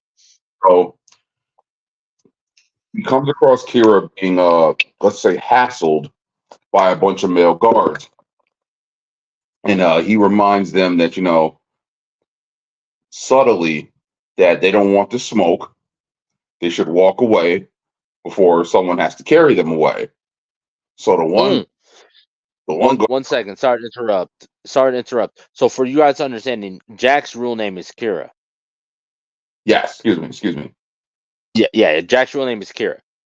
I forgot about that until you said that. Sorry about that. Go ahead. Yep. So he comes across Kira being mistreated. He feels some kind of way about it. He lets them know, like, yo, before this becomes a real issue, turn around, walk away. So he's drinking something as he's saying this. So the one guard goes, "Oh, what happens in this imaginary world of yours? Oh, just walk away. What you gonna do? You gonna kill us?" He's like, "You gonna kill us with a soup cup?" He goes, "It's tea, actually."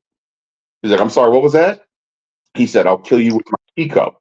And he takes the cup, which is like a metal, which like looks like a metal coffee cup, and he turns it upside down and sits it down on a rock. So the guards look at each other, basically goes like, "Listen, man, if he's dead, he's dead. But if he's still on the books, ain't no one gonna know the difference." He pulls a knife, tries to stab Riddick. Riddick pushes the coffee cup down, so the metal splits and becomes jagged, and then he buries it in the dude's chest and twists. Fucks him in the forehead and he falls backwards, dead. The other guards look at each other. They're like ready for a fight. He picks up some shit that looks like a fucking paperclip. And sits by, he sat the cup and then looks at him. And he walked away. Like, hey, listen, you saw what I did with a teacup. What do you think I can do with a paperclip? Here's the funny thing. If you watch the DVD, there is commentary which breaks down some of those scenes. Like when he puts the teacup upside down, it will say, the commentary will pop up that life in the penal system has taught Riddick to make a weapon out of anything. And then you see that he does the kill, and then when he picks up the paperclip, it says anything, and then he sits it down. Hold on. Oh, okay. I got it. See, I had the DVD. See, and again, like I said, I was young. For all you know, Triage is older than me. You have about like what 4 or 5 years over me. You haven't turned 30 yet, correct? Nah, not yet. I turned 30 this year. Yeah, so I'm 5 years older than you. Yeah. So, like, when I was younger, I never watched the commentary side of things. I was always interested in the movie itself. There's very few movies that I actually watch the commentary cut on, just because I felt the same way, like if I was watching a bootleg movie, nigga, shut the fuck up and sit down and watch the movie. That's how I've always felt when it comes to commentaries, the commentary cuts. But I gotta watch that now, because if it's that kind of commentary, I think I might be down for that. I just don't like the commentary was like they're watching the movie and they're talking while the movie's going.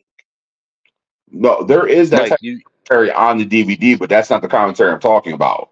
So, it yeah. clips at the bottom of the screen and it breaks down the things about it. Now those commentaries, I've watched a few of those up. I like those commentaries. The little moments where, because I think I recently, me and the fiance are recently rewatched. I think it's the first Harry Potter movie, and on HBO Max they have the commentary version of it, or like there's like a trivia or quiz version of the movie, and yeah, it like while the movie's going, it'll have the little text box that pops up in the bottom. And like those kind of commentary movies, I'm down with those the annotated cuts. I love the annotated cuts of the movie. But I've watched Chronicle of Riddick so much that I honestly I don't think I would mind hearing the commentary. Hearing the so is it just director and producer commentary, or is it like Vin Diesel and the directors and shit Oh no, commentating? like subtitles. Like you actually have to read the screen. Oh, all the way through. Oh, okay. Oh, yeah, I fucks with that. Yeah, definitely. I definitely fucks with that. I'll definitely watch that. I'm always down to rewatch fucking Chronicles of Riddick. Like I said, that movie is so fucking good. I've literally watched it. I can say I've watched that movie really, I honestly close to about 17 times, whether it be watching the DVD, on streaming, or like back in the day when it would come on. It used to come on TNT and Spike sometimes. Correct. So yeah, even watching it on TV, I would sit down and I would fucking watch the shit out of it. Commercial breaks, get up, go grab something to drink, go grab some food, come back. It's right back where we left off. Let's keep it going. Um, Now let's take a quick break. Let's hear from our podcast friends again, um, and then we'll come back with our thoughts and results on how we think a battle or a hunt or a manhunt would go. A manhunt to the death between Dredd and Riddick would go.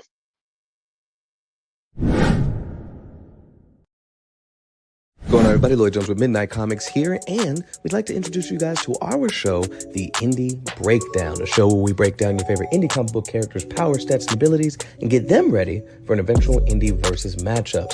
All Indie Breakdown episodes go live first on Spotify and on Patreon, with them eventually showing up on YouTube. So if you guys want to check out The Indie Breakdown and learn more from your favorite indie comic book creators, now's the time to do so.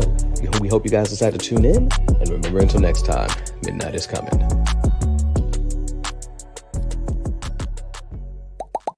Hi, I go by Lady Mandalore, the creator of Roomful of Blurs. Do you have a whiteboard in your room? Do people get a glazed over look in their eye when you start to explain things to them? Well, come join me every Sunday at 7 p.m. Eastern Standard Time, where we can talk comics and get to know some new creators of color, only on YouTube and Twitch. What's going on, everybody? It's me, Calvin, from the Icarus Podcast, and I just want to say that we got new episodes coming next Saturday and every Saturday after that. So all I will have to say from here is keep enjoying the show. You can check us out, www.icarusmetrocomics.com. Check us out on YouTube, TikTok, Facebook, and more. See y'all next time.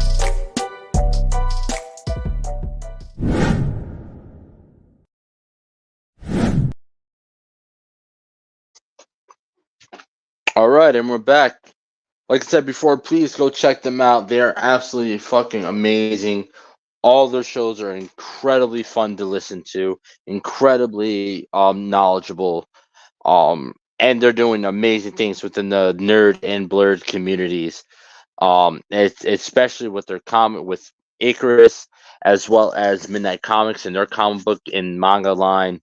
Fucking absolutely amazing. There's going to be a few other people that we're going to be talking about um, going forward that are doing some amazing things. Of course, if you've if you've been tuning in, our interview with Hellspawn Cosplays. He works alongside Blurred's Eye View.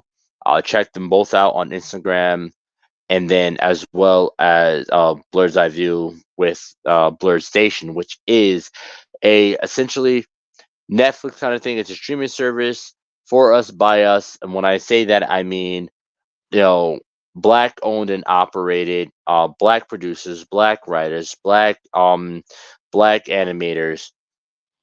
It's really amazing. I they just recently, say about a few days ago, about 4 or 5 days ago, they just launched their beta. So go check out Blurred Station.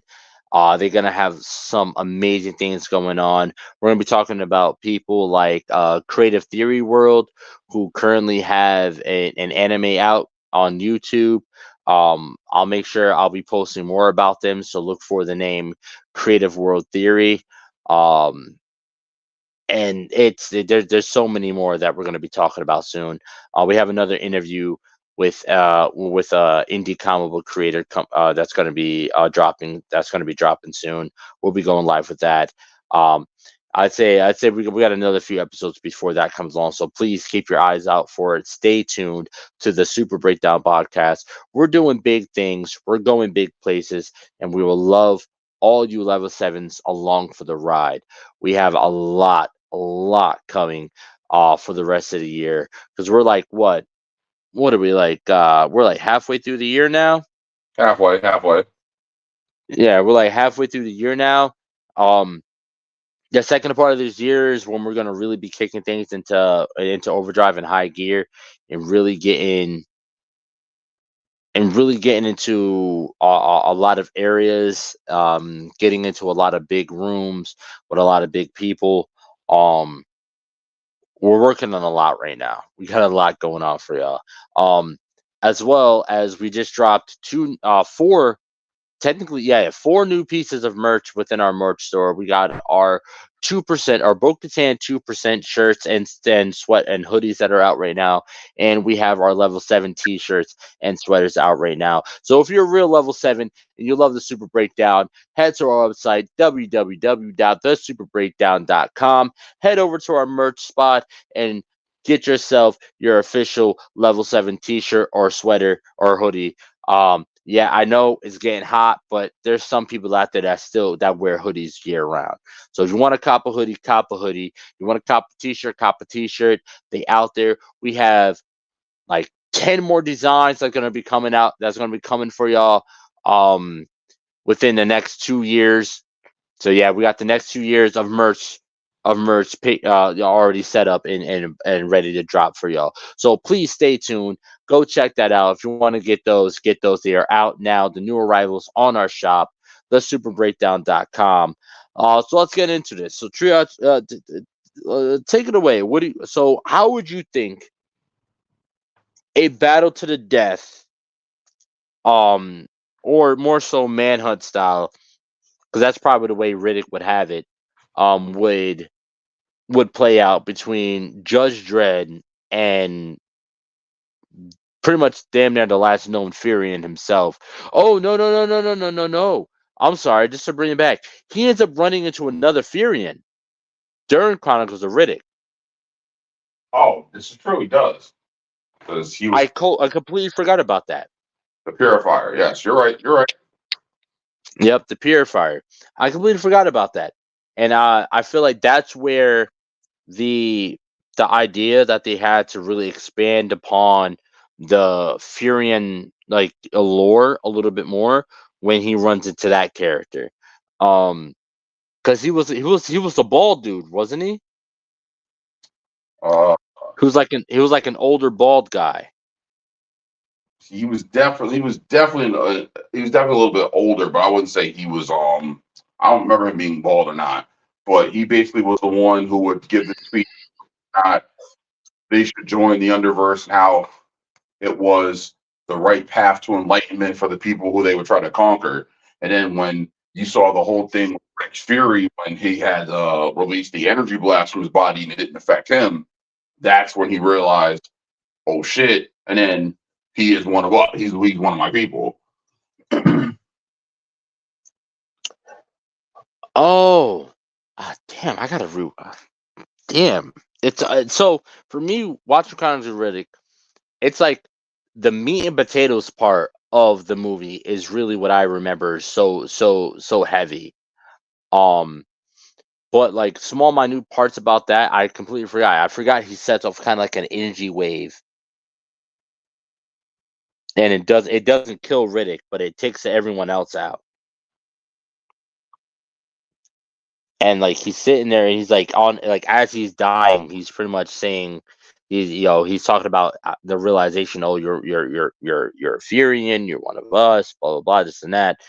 And I feel like in that moment it makes Riddick really think back to, maybe I need to know and learn a little bit about more about my people, because Riddick, he didn't know much about his people. Or at least that's his knowledge of his people was not something that was very talked about.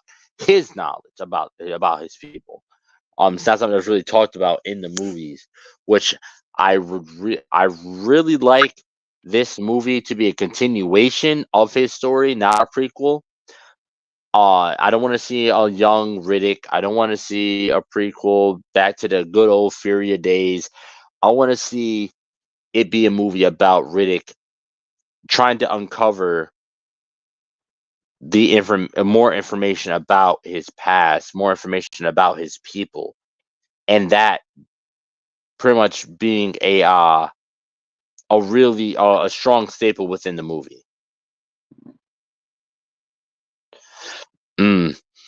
Now,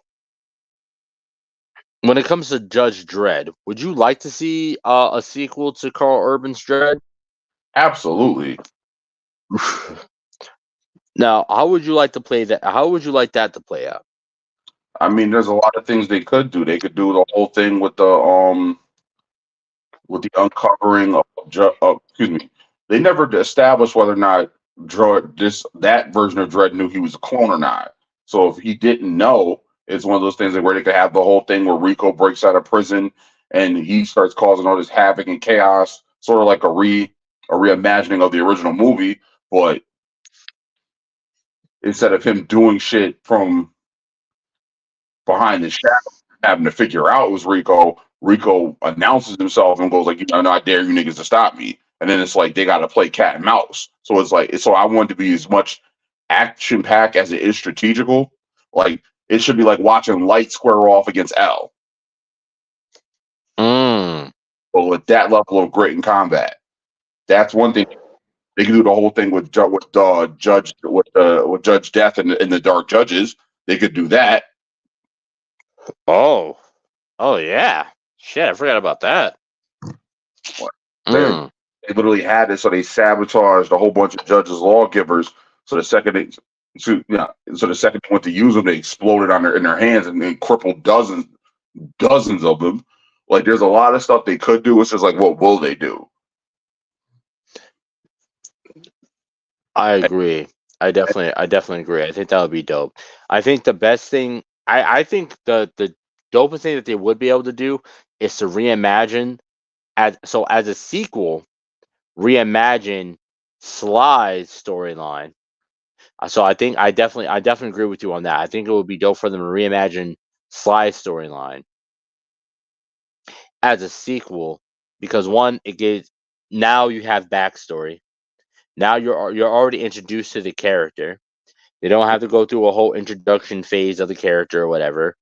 And then they can literally just rock it out, however that way, and they'll have a stronger following of it.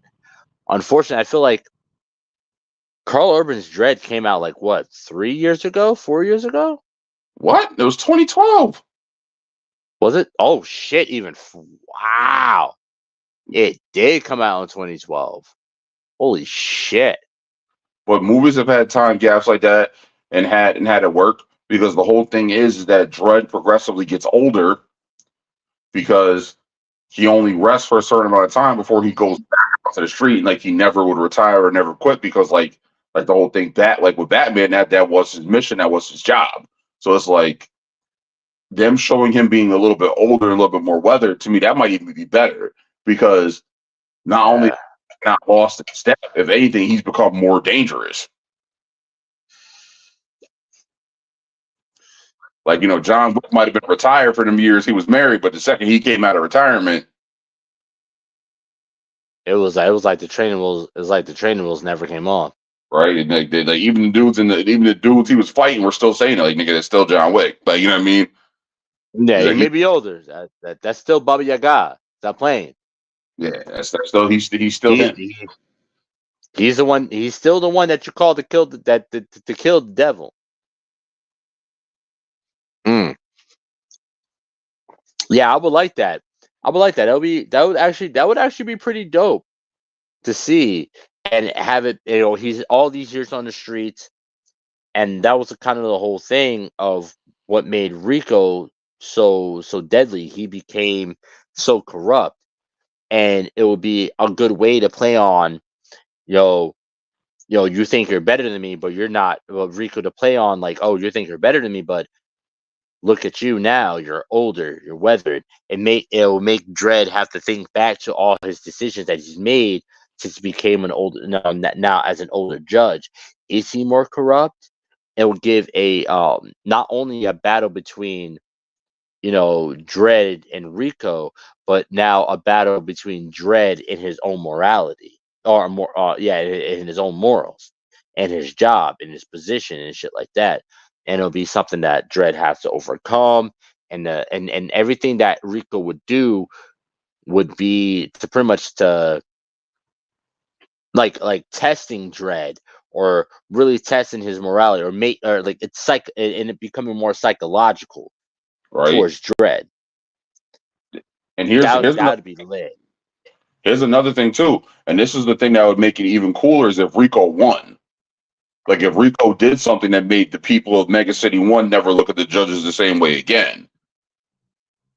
Like what do you mean that the judges aren't supposed to? Because the whole thing with the judges is that the judges were supposed to just take temporary control. That way the city didn't fall into chaos. But there are stories where the chief justice basically rules the city like a dictator state. So it's like this person seized power to push this agenda, and then was afraid of losing their power. And then because of everything that was going on with the people, they were just too blind to notice it. But Rico, who is someone who's literally built by the system for the system, turns against the system and then goes, yeah, maybe the masses should know about what's been going on for the last 40 years, and then shows them what it is. And then everyone's like, well, fuck. Now you have all these quote unquote warring people who are now united against this law enforcement agency, and they're vastly outnumbered. And that would then they could do a third movie, make it a trilogy, third movie where it's now, it pretty much Dredd ends up breaking his programming and realizes, all right, justice is not black and white. Now it's Dredd against the system that he helped build, that he was a part of, that he helped become one of the most feared.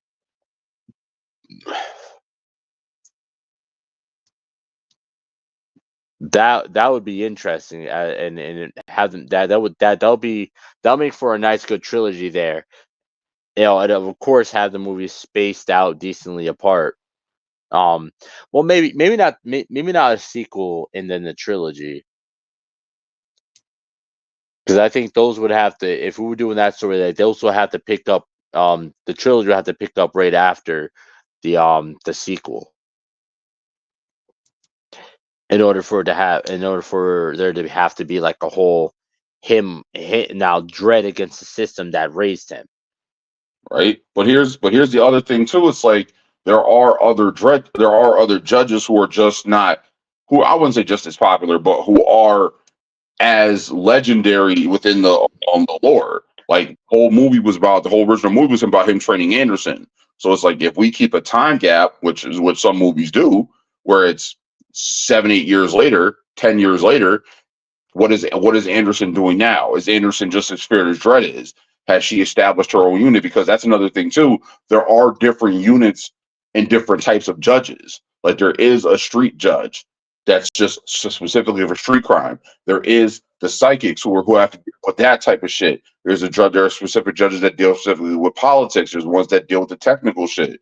So it's like, if anything, you could see that. And then it's like, or Dredd could handpick his own team and be like, yo, we have a whole issue we got to deal with. I know I don't like to ask for help, but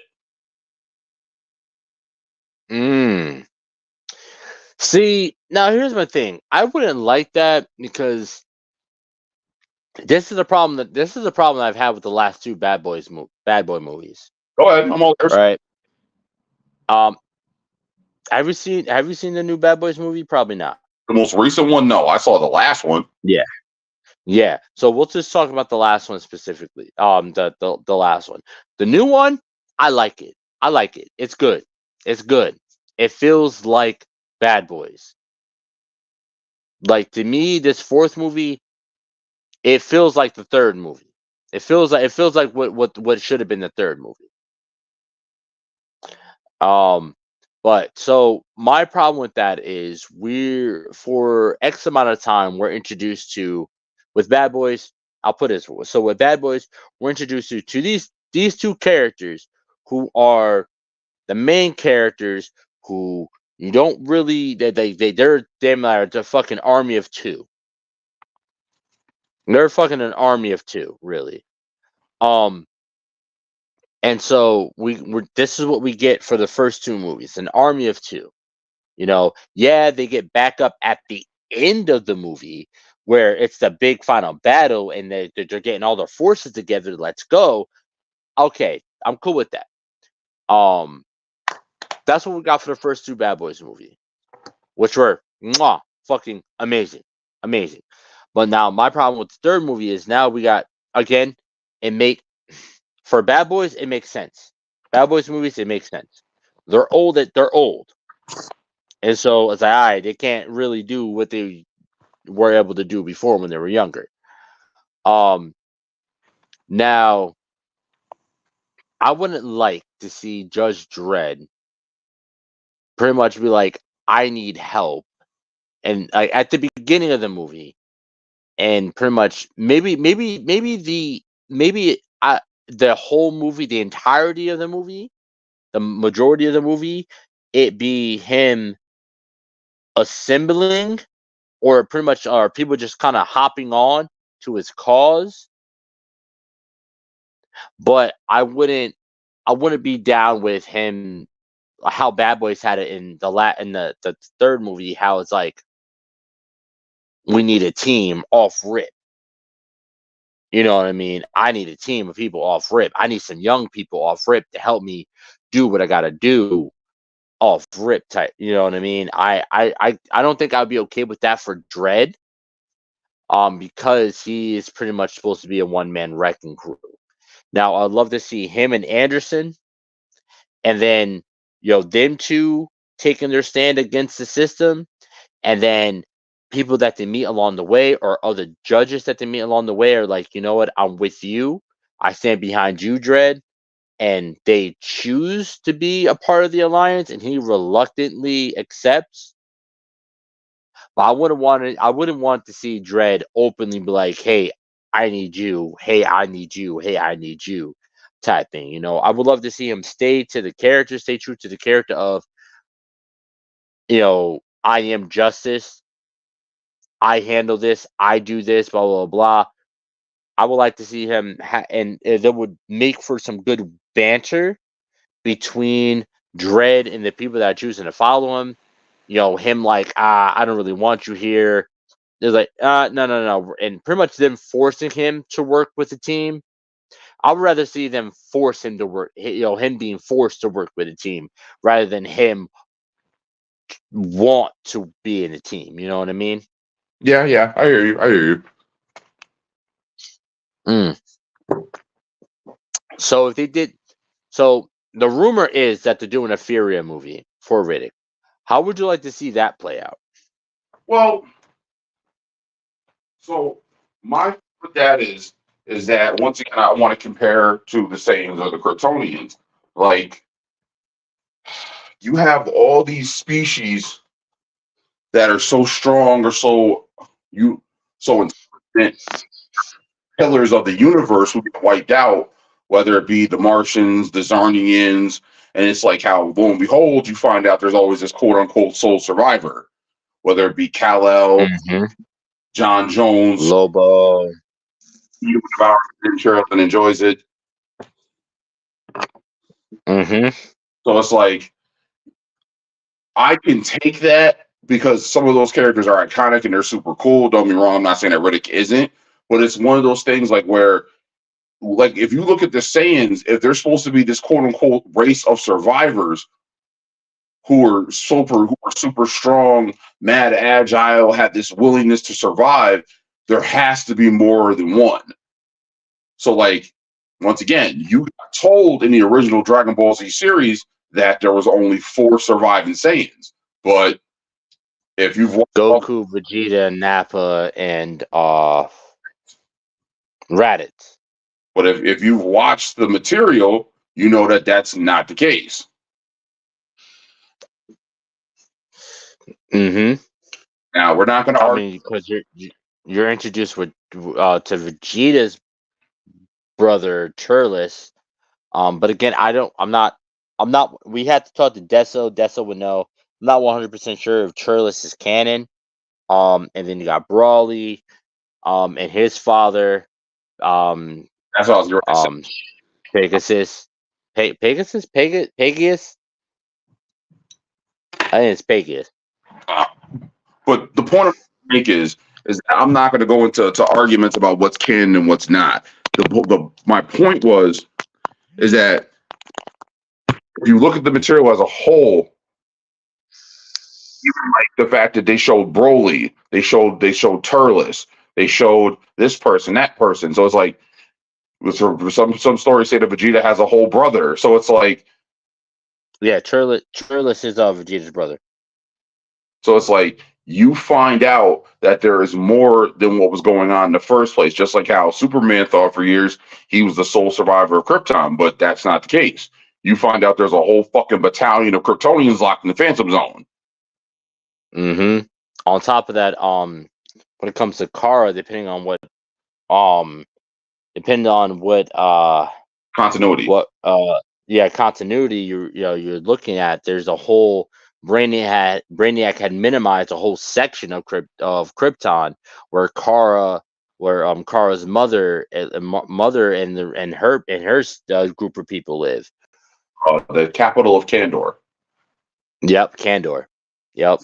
So see, like that right there. So it's like, once again, so it's like for them to be like, oh, there's more surviving Furians, that would make sense. On top of that, if we have a planet that is of people who have discovered space travel, it's going to make sense that not everyone is on the planet. Yep, 100%. Yep, absolutely. Absolutely. I can see like the next Riddick movie be like him in search of more Furians. Right? Or him actually going back to the planet and come to find out like Mandalore, it's not that the planet might be irradiated or it might be in shambles, but there's survivors. Like there would have to be survivors. There's no way there's not. And it's like one of those, Rick might not even find out that he's that unique. He could find out that he is generic, that he's not as special as he thought. Shit. Or we could fuck around and find out that he's the head of the ruling class. Right? That he was literally the son of the heir to the fucking throne. Like, oh, Prince Riddick, you've come home, Prince. The fuck you mean, Prince? And like, oh, dude, I would like that. Oh, now I'm thinking, I would love that. I would love that shit. That would be dope. turned out this nigga's Vegeta. Like, I feel like it'll be like the opposite of Vegeta. Yeah, be like the opposite because Vegeta will be quick to accept some kind of royal treatment. But Riddick, on the other hand, this thing has never known any kind of good treatment in his life. So, well, I mean, unless you count the lines he had as Lord Marshal. exactly, he gets he gets there, he getting all this royal treatment and shit. He's getting bathed by beautiful Furian women. He's getting women brought to his room and shit like that. Like, but him, but now when it comes down, like he's enjoying the luxury, but it's like when it comes to like, hey yo, that's not my problem type shit. He's definitely because Riddick is the motherfucker that be like, oh, you got like 15 niggas hunting you down. That's not my problem. Good luck and walk away. He's that type of nigga. But now he finds out that you got 50 niggas following you, and one of those niggas is somebody that I got a grievance to get. All right, I'll rock with you just until I kill this nigga. Then you're on your own type shit. So I can see him being like, all right, yeah, I'll take this royal treatment. But they're like, all right, so how are we gonna rebuild our forces? How are we gonna catch our revenge? How are we gonna get our lick back? How are we gonna do this? And he's like, that sounds like a y'all problem, not necessarily a me problem per se.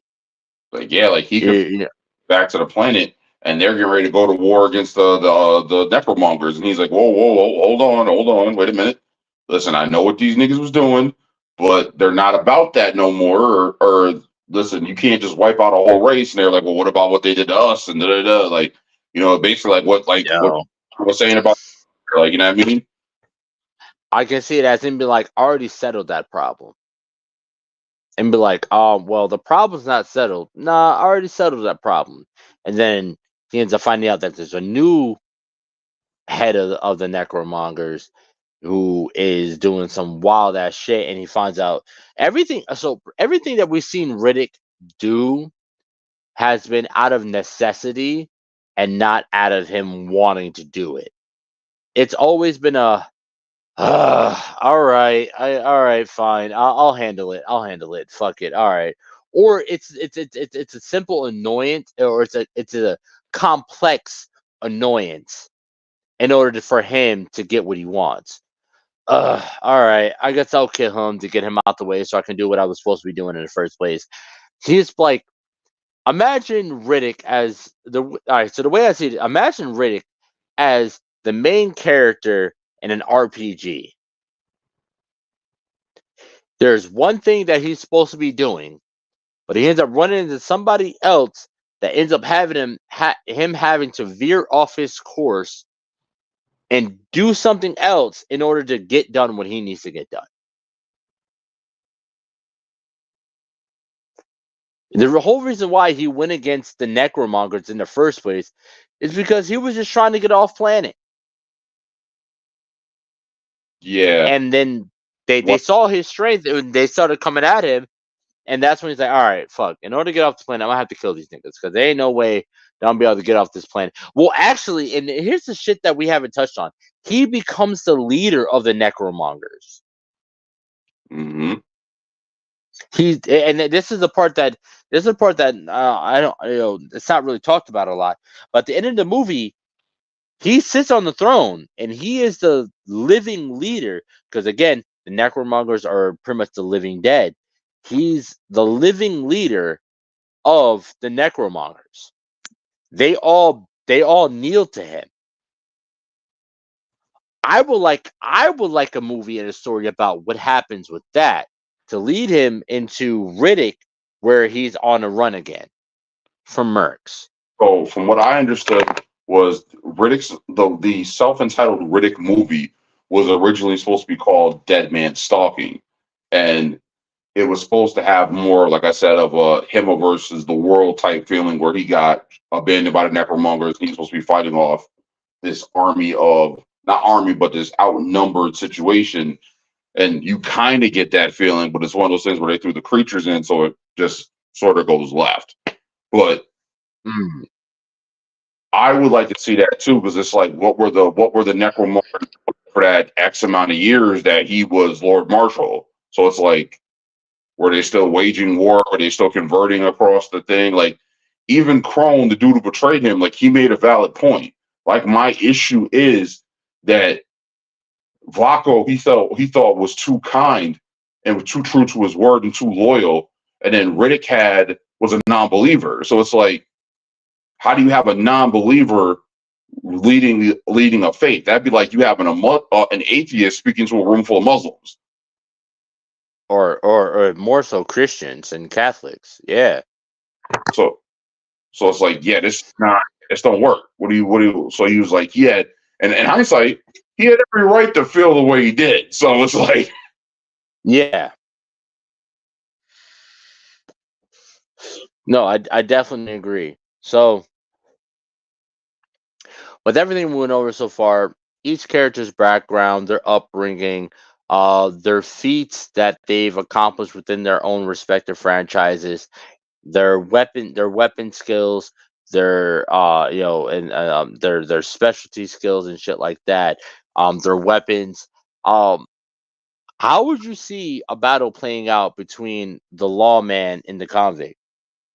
so I see it being this way. I see it being, say like Riddick was traveling through space, during one of his hyper jumps, whatever, because the brain shuts down in hyper sleep. But Riddick's brain, because it's part of the Furion, doesn't shut down. So, and as we've seen, when you travel space, shit can happen. Mm-hmm. So, say like Riddick winds up coming through a wormhole and winds up in like Dredd's universe. And then, lo and behold, things happen. People try to test him because he's surrounded by a whole bunch of niggas who think, they're sharks. And then realize that he's a megalodon. Yeah, I was just about to say that. Just about to say that. You got all these cats who wanted to smoke, but then lo and behold, it's like word's going to spread, or people are going to find out about this quote unquote this convict with the goggles who's doing all this wild shit. And then it's like at some point in time, the judges would have to cross paths with him. So it's like, and who's the most feared judge in the city but Dredd? So it's like, all right. Yep. So he basically tells him, like, look, you surrender now and I'll give you life. He's like, you can have the possibility of life without parole. So Riddick is never going to go for that shit. Never. So he's like, so this is one of those moments where Riddick's going to be like, you've already made one mistake. You came after me without backup, like shit like that. Mm-hmm. And so, all right. So I just want to make sure. So this is just Riddick and Dredd. Anderson's not a part of this. It's just them two. Correct. Just those two. All right. So yeah, I can definitely see that. And the way I see that playing out is, Riddick's not one to immediately go to his. The way I've seen it so far, he exerts the least amount of energy to take out his opponent first, before resulting to his, going back to, oh, all right, I got to work a little bit harder for this motherfucker, because he's always used to being the apex predator in any situation. So I feel like that could either be a strength or a weakness for him. So first thing he's gonna do, he's gonna see this dude and just he's gonna see Dredd and immediately think, all right, he's gonna immediately be like, all right, I got him. It ain't nothing. Because again, we're going off of both of these characters are inexperienced with each other. Right. They don't know each other's strengths. They don't know each other's weaknesses. Correct. It's their first time meeting. So the first thing, and so all right, so you be on the Dredd side, I'll be on the Riddick side. Copy. So the way I see it is, so after that initial confrontation, Riddick's immediately his first thought is, all right, this is another merc, another lawman. just another cop trying to take me in. He's not going to see he's not going to understand or know like the true extent of Dredd or the judges. He's not going to know their weapons or anything. This is everything. They're going to have to adapt on the fly to each other. Right. Because as we always say, fuck prep time. Fuck prep time. So the first thing he's going to be like, it's all right. It's another dude, whatever. He's not immediately going to go to the darkness. Right. Now, I feel like it's like, all right, whatever. I feel like it's going to it's going to get into a hand-to-hand off rip. Oh, yeah. And again, I don't know Dredd, but I don't know Dredd like that, but I know Riddick like that. His hand-to-hand is fucking impeccable. So how do you see Dredd combating his hand-to-hand?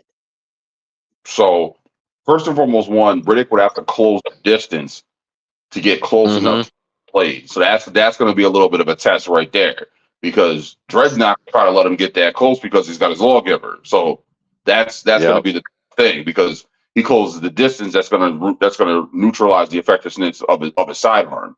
But Dredd has also got his baton. He's also got his boot blade. He's got a few things for close quarter melee. So, I mean, worst case scenario, we'll see. But physically, with Riddick, oh, go ahead. Physically, Riddick is stronger. So it's like, it's one of those things where I think in that aspect where he's going to try to get close to him and then disarm him.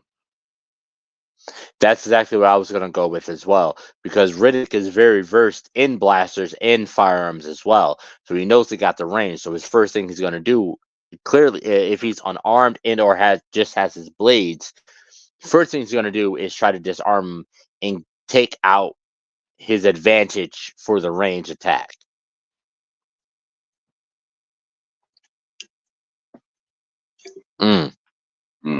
Honestly, yeah, that's the first thing I see Riddick doing, is trying to close that gap, and again, the first thing Dredd's gonna do, he's gonna pull that sidearm first. So I definitely see that as, all right, boom, Riddick. Now the thing is do you think Riddick will be able to disarm Dredd? I'm not gonna lie, I have a very hard time believing that Riddick could physically do that, because Dredd, one of the specific things he says to Anderson is, if you lose your weapon on your test, it's an automatic fail. Like the judges treat their lawgivers the same way the Jedi treat their lightsabers. Like, that weapon's your life. So it's like, you get your lawgiver taken away from you, that's a whole nother type of, that's one of them no-win scenarios. So Riddick might damn near have to take his hand off to get that away from him. Now that poses a really fun battle, hand to hand.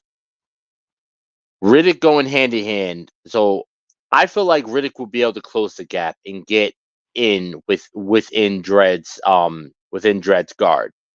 I agree with you. I don't think that Riddick will be able to disarm Dredd, maybe, and even then not right away. But I feel like I would love to see that battle between Riddick hand to hand and Dredd still trying to get off those shots while close. Because if you watch John Wick, and again, I want to point out that Keanu Reeves has been through training with firearms, and a lot of the stuff that you see John Wick through, Keanu Reeves do with that pistol at close range is accurate, because he's been trained that way. He's been trained how in close quarter combat with the pistol. So it is possible. So I can definitely see Dredd at close range battling Riddick with the pistol. When Riddick don't move without his blades on him. So I'm gonna say off rip, Riddick has his blades, and it's the grip in the palm with the blade going over his knuckles. I forgot what those blades are called. There is a specific name for those blades. I forget what they're called. So oh my god, I'm just imagining it right now in my head, and that would be such a fucking sick battle, bro. So pretty much that would be the first stage. Like I said, Dredd's not letting go of his sidearm. He's not letting go of the sidearm. Riddick's gonna really have to fight to try to get that sidearm away from him. Now you said that the sidearm holds 25 rounds. Yes, the standard one does. The standard one runs 25 rounds. Riddick, does Dredd run with the standard? It depends on those versions of material you got. Okay, so to put it on even playing fields, we'll put both of them at their base. Okay. We'll put both of them at their base. Which is Riddick hand to hand or with blades. He is accustomed to using sidearms, so he does know how to use them. I can see him eventually,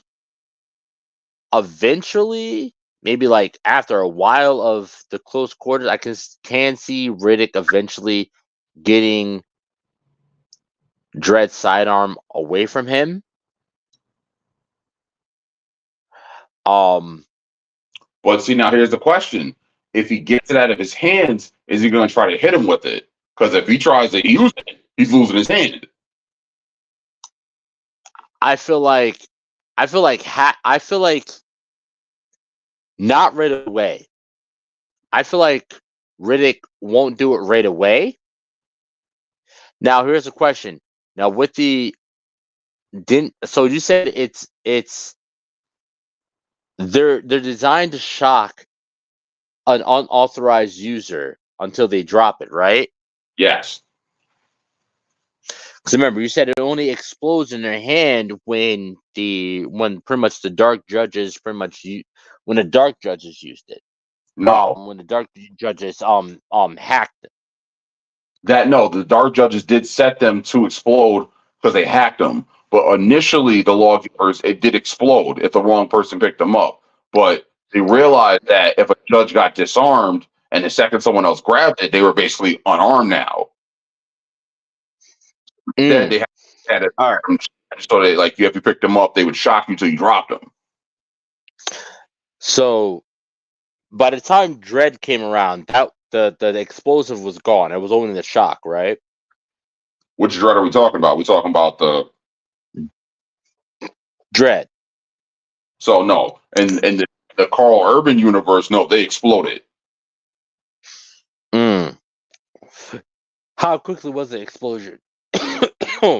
So you would take the gun, you'd go to pull the trigger, beeped like maybe 3 times. It would say the ID failed, and then it exploded.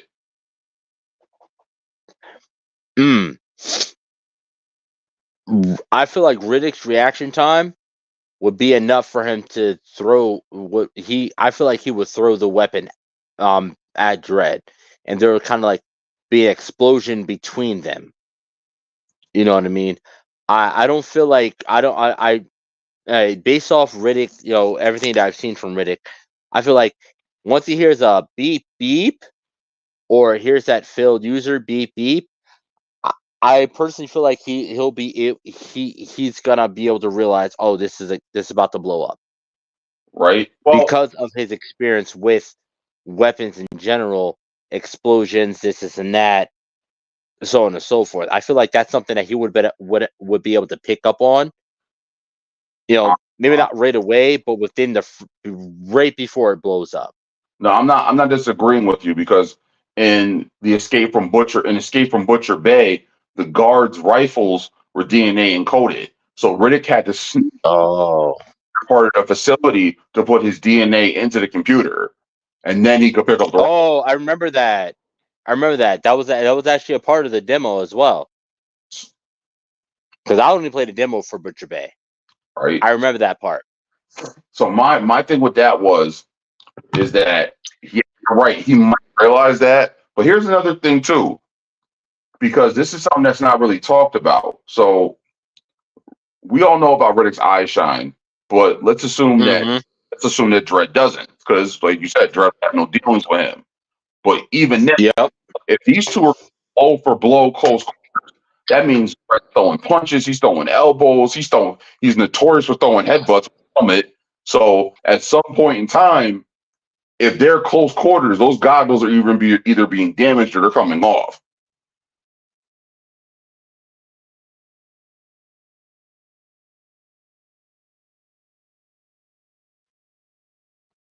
I'm just saying. Oh, okay. No, I definitely see that. Now, if we look at the environment that they're going to be in, a lot of the stuff that Dredd does takes place kind of like at night, or it's kind of like gloomy or whatever. It's dark in the building. So I feel like I feel like the headbutt would definitely would disorient Riddick a little bit, but I don't think it would incapacitate him. Like, so what I can see is I can see the flare. Remember how you said that his sidearm does have a flare setting? I think the flare would honestly do more damage to Riddick than the headbutt would.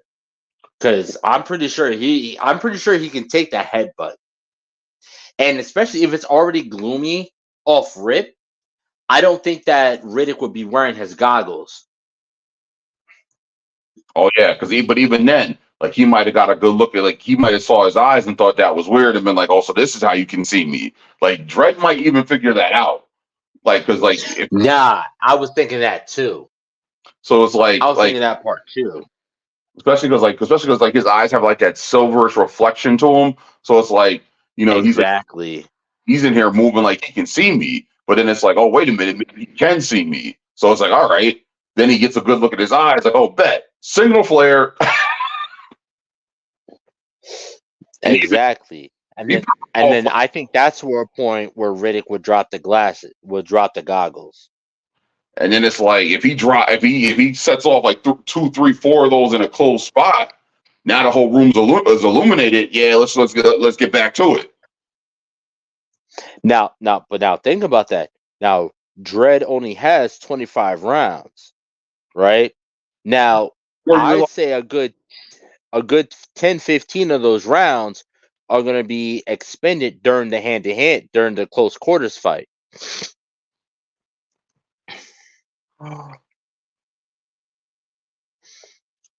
Yeah, I'd say probably a good 5 to 10. Yeah, a good 5 to 10. Yeah. Now there's definitely I definitely see a time where, because again, I feel like Riddick's gonna go on the Predator, the Predator style of it, right? He's gonna fall back. He's gonna end up using the darkness to his advantage. Like I said, his goggles are already gonna be up because he can see in regular light.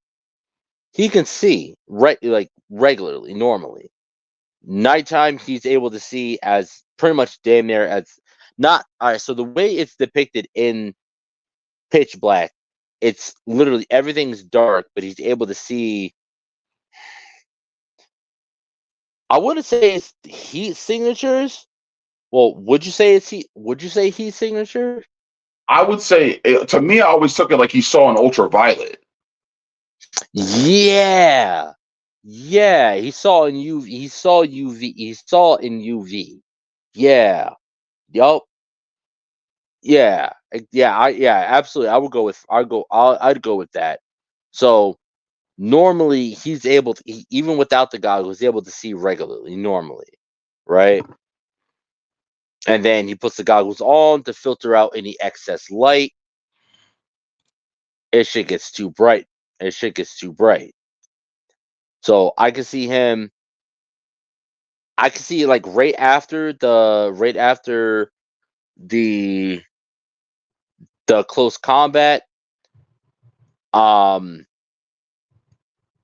I can see Dredd using one of the other settings where Riddick has to break off from the close quarters combat, and then he switches. Now, what one of the settings would Dredd have to use in order to force Riddick have to break off the close quarters? Good. Which one? What do you mean? Which one of the settings?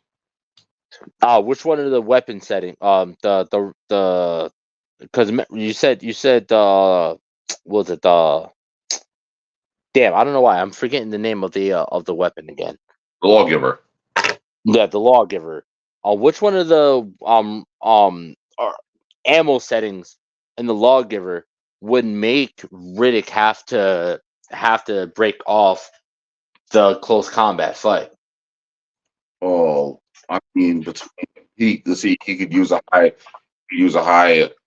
X, which is a high explosive round. He could use the signal flare. He could use, but Riddick also has an extremely high pain tolerance too. Yeah. So with that, I can definitely see him maybe getting hit once or twice by the regular rounds, and then Dredd using one of the high explosive rounds, and it missed, but the explosion still kind of like the explosion still hits Riddick, but it also hits them both. So it ends up breaking up the close combat. So now Riddick, he hides behind something. Dredd's disorientated. He's getting himself together. They both break off, and now Riddick, let's say I can see the explosion dropping out the lights. So Dredd can't see, or Riddick can't see. But what Dredd can see is the heat-seeking rounds, right? Right. So now Riddick can see Dredd. Dredd can't see Riddick unless he's using the heat-seeking rounds. So that's when Dredd. So I don't know. I just want to make sure we're using each person's to their full ability. I don't want nobody trying to say, "Oh well, Dredd has his heat-seeking rounds. Dredd has the tracking rounds. Why didn't he use this? Why didn't he use that?" You know what I mean? I want them to use their all of their abilities to the full extent, so we can't get any backlash of, well, he didn't do this and he doing that. Well, he would have done this or he would have done that. So lights are off. Riddick can see him because he's able to he's able to see in the dark. Dredd can see him only using the heat-seeking rounds. I can see we've already seen Riddick outsmart something that uses heat vision to see. We watched them outsmart the Hellhounds by using the waterfall. I'd say let's put because we never established the environment. The environment that they're probably going to be in is probably one of the big giant apartment buildings. Let I'd say more. I think it'd be more one of those things like Riddick's, like you said, Riddick's a predator. So I think if you want to like say he was hiding like in the warehouse district. That was my other option, warehouse. And it will make sense. So the high explosive round goes off, right? It knocks them both back, damages Riddick a little bit, but again, he has a high pain tolerance. Dredd, he has his suit, he has his helmet, so he's the one who shot it off, so he's relatively unscathed from the blast. Now, the explosion ends up bursting a pipe in there. No, within there, because again, it's a warehouse. There's still water running through it and shit like that. So I'd say so. All right, so you said about 5-6 rounds. Dredd would shoot off during the close combat, so that would drop him down to about 20 rounds. I can see him using 2 to 3 rounds. Well, maybe I'd say like 1 to 2 rounds of the heat-seeking ammo. The first round, Riddick's not prepared for it, but he reacts last minute. And it's able to and it ends up hitting whatever he's hiding behind. Because he dodges just at the last second, hits whatever he's hiding behind, and then he realized and but like all right, no. So he's seeking, so it moves with him. So he hears the shot and he begins to move, and then he realizes the bullet's following him. He dips behind something, it actually hits whatever he jumps behind. And in that moment, he realizes it's heat seeking. So that's where he's going to, and he ends up using the water source that Judge Dredd ended up creating with the explosion to pretty much disorientate the second heat seeking round. Because I just want to make sure that Dredd is able to use all his rounds, all his bullets in his lawmaker or peacegiver, Lawmaker. justice maker, lawmaker. Excuse me. What was it? What was that? Lawgiver. Lawgiver, before it gets to his baton or his boot knife. But like what you said, even if he's ducking and covered, he's still got armor piercing rounds. And that I was just about to get into that as well. How would you see? So he's seeking rounds don't work.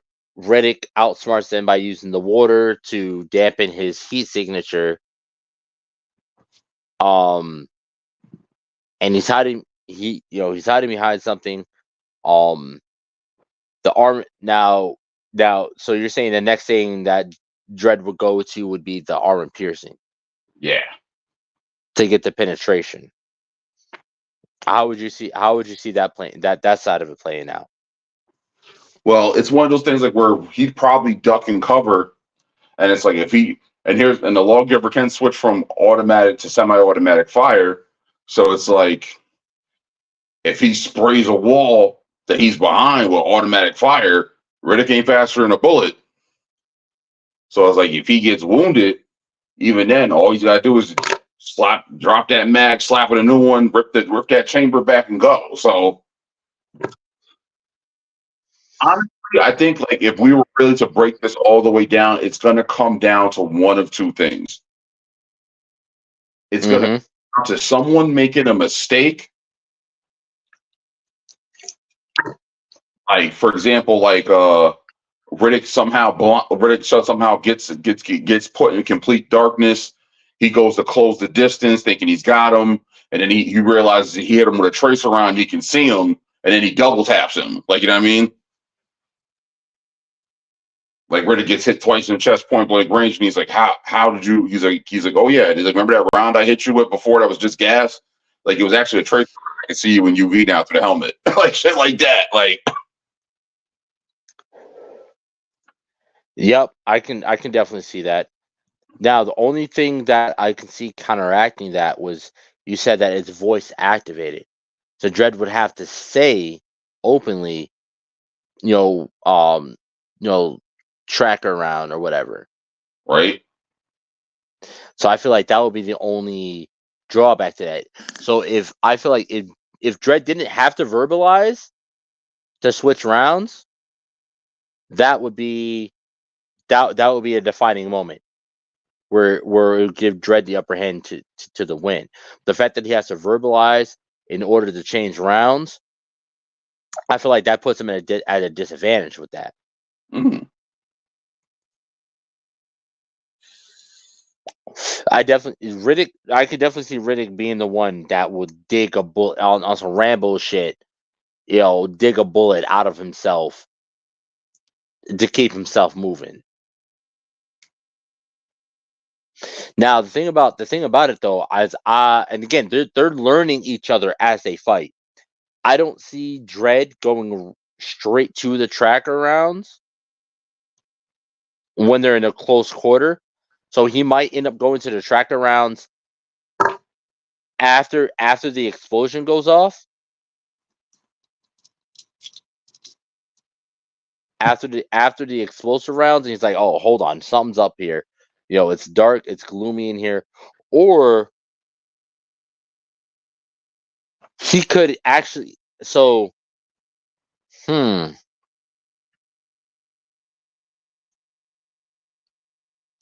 Now I'm thinking about it. All right. So the explosive round goes off.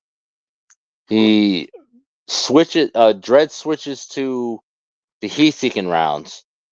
Right. When he realized the heat-seeking rounds didn't work because the first shot, Riddick, he was able to dodge. Second round, he was able to outsmart using the water. I could see Dredd switching to the tracer round. After that, like, all right, this guy's smart. He can see in the dark. I can't see right now because now the power's out in the room because of the explosion. I can't see right now, so I have to find a way to hit this guy.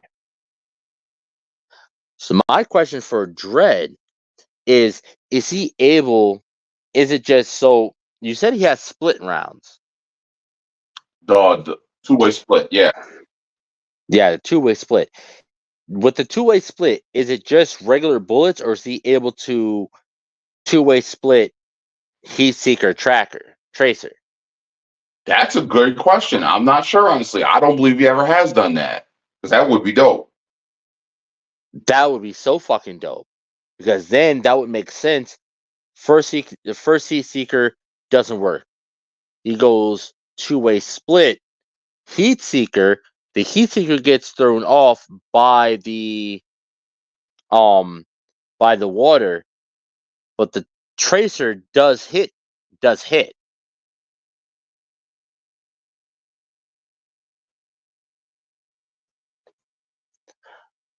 I think that would give him the upper hand.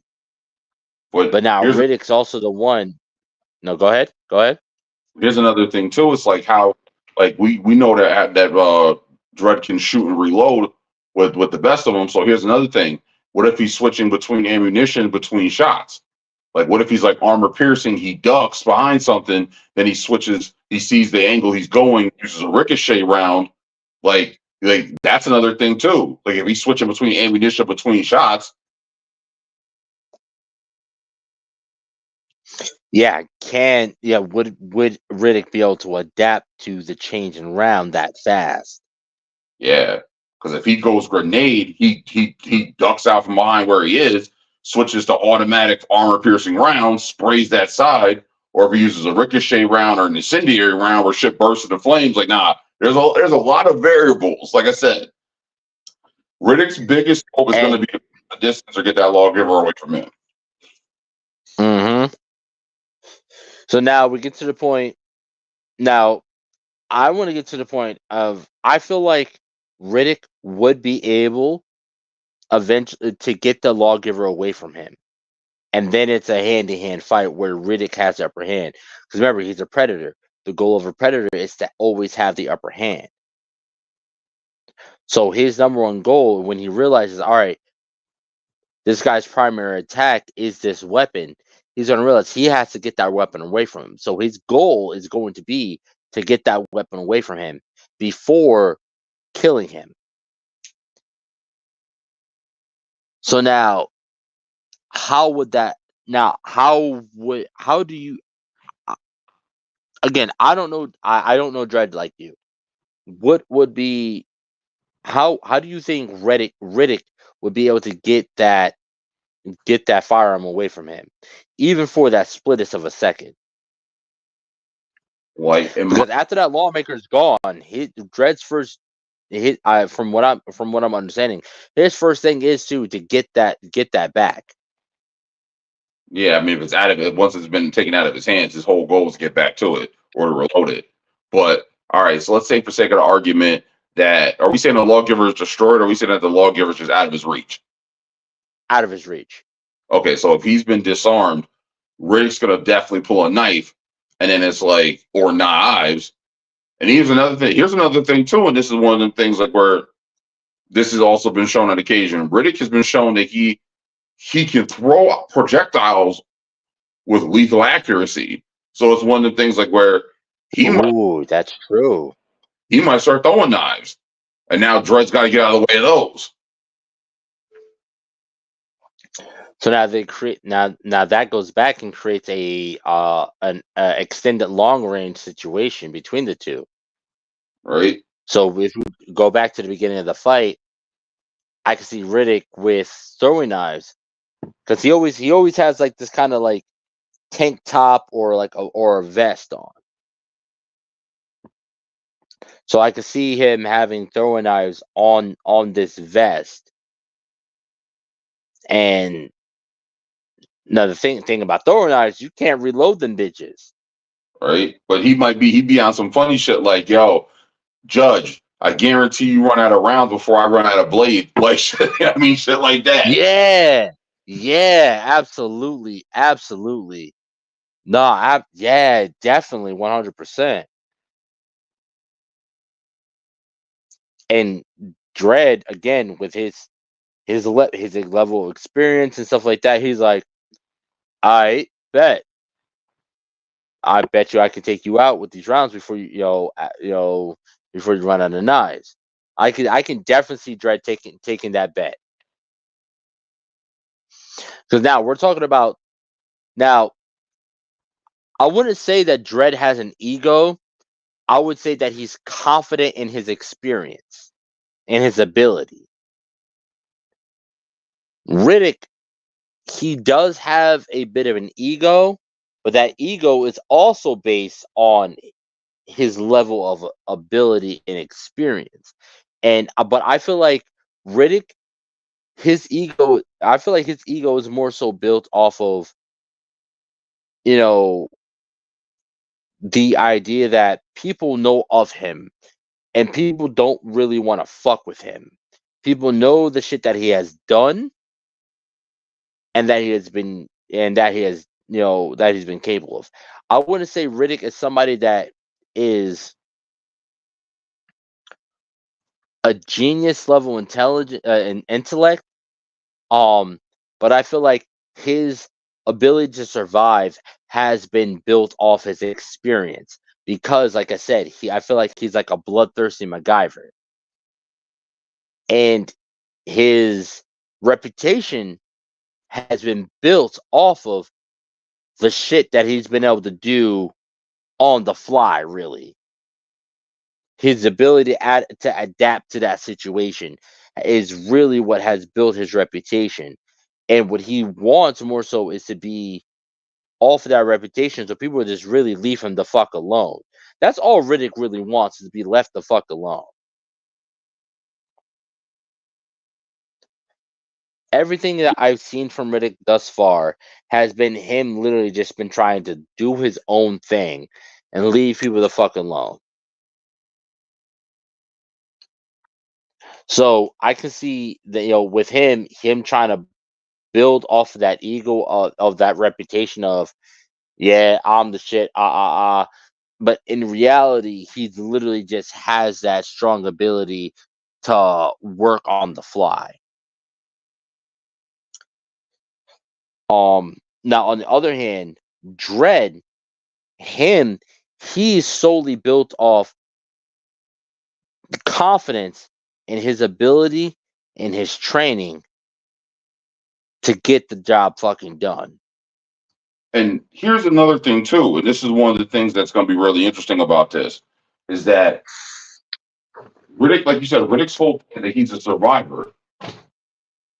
Dredd's whole thing is to accomplish the goal. So, like, the second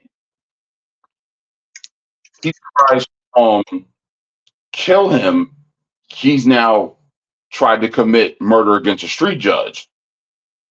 So that's it. Mm-hmm.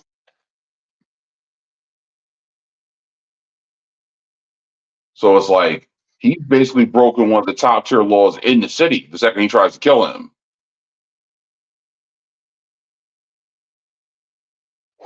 So at that point, all gloves are off for Dredd. It's kill or be killed at that moment in time. Right.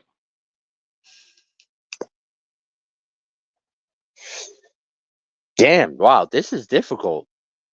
This is very fucking difficult. I thought our Green Arrow Batman matchup was interesting. Check that out if you haven't seen it. Absolutely, check out our YouTube, the Super Breakdown podcast on YouTube. We have all of our episodes up there within our podcast playlist, the Super Breakdown. Every episode from the beginning, all 60 plus episodes. And by the way, we are at 60 plus episodes. So yeah, this is difficult. I But throwing knives off the rip at the beginning, and like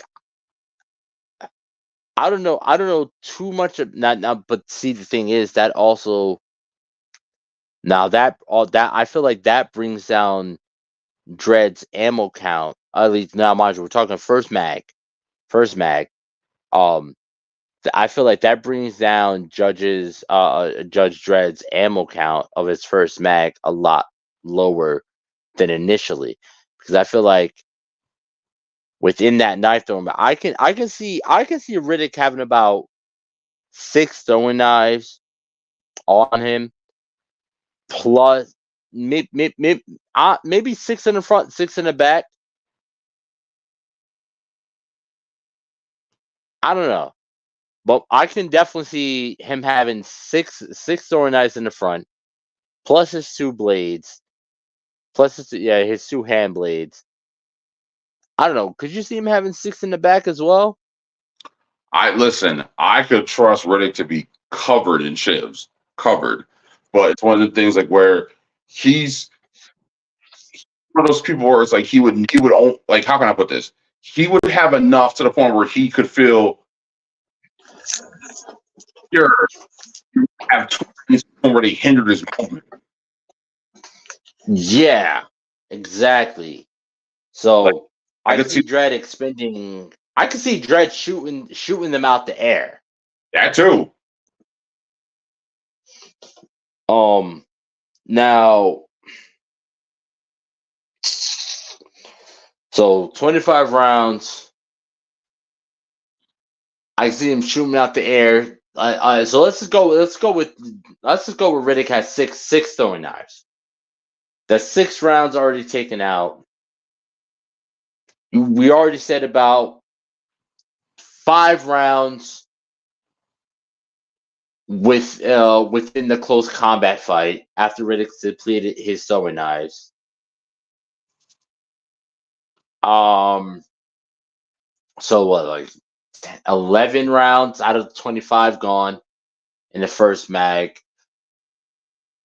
Depending on how you want to run it, we can do 2 rounds heat seeking, 1 round heat seeking, 1 round tracer. So either way, that's 2 rounds. So 11, 12, 13 rounds out of 25. So he still has a decent clip in there by the time those lights go out.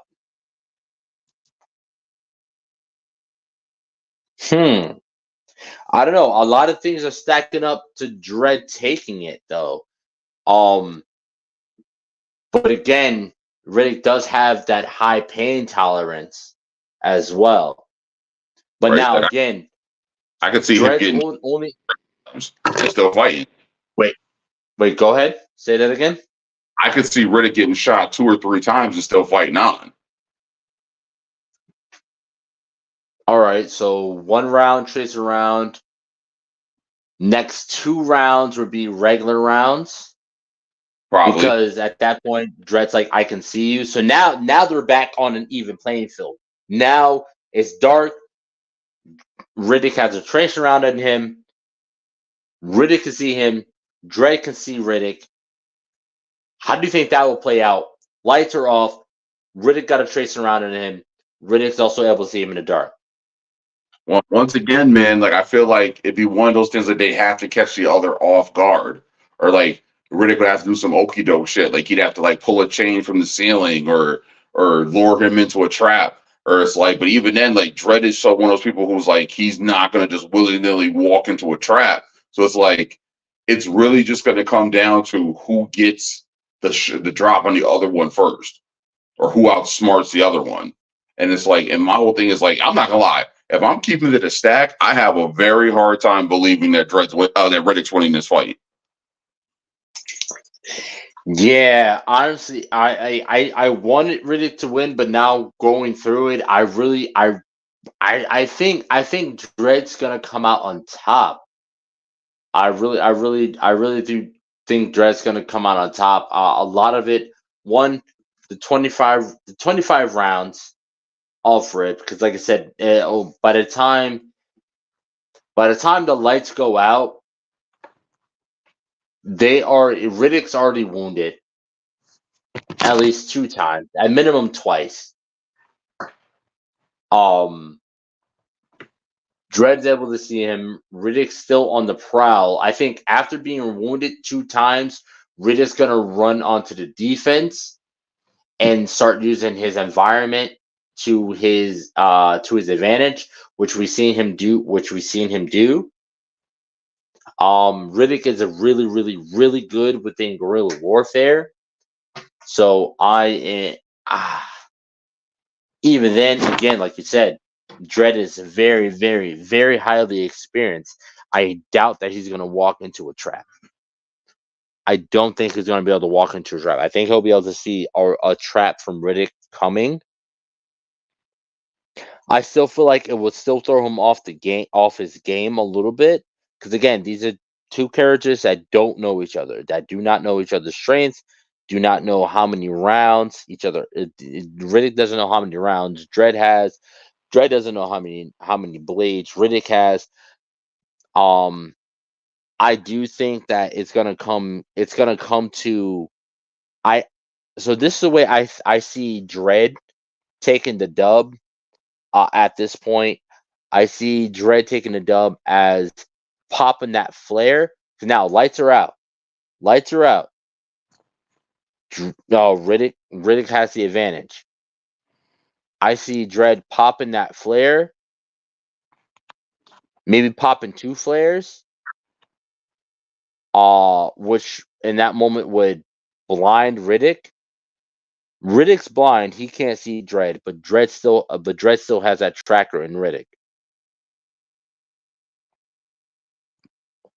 and Dredd taking a dub on in that aspect, and being able to take him down within that moment of Riddick being pretty much blinded and unable to to fight. Um, Now, like I said, only the other thing I see is Riddick taking that tracer round out, because he's able to audibly hear the different rounds that Dredd is switching to.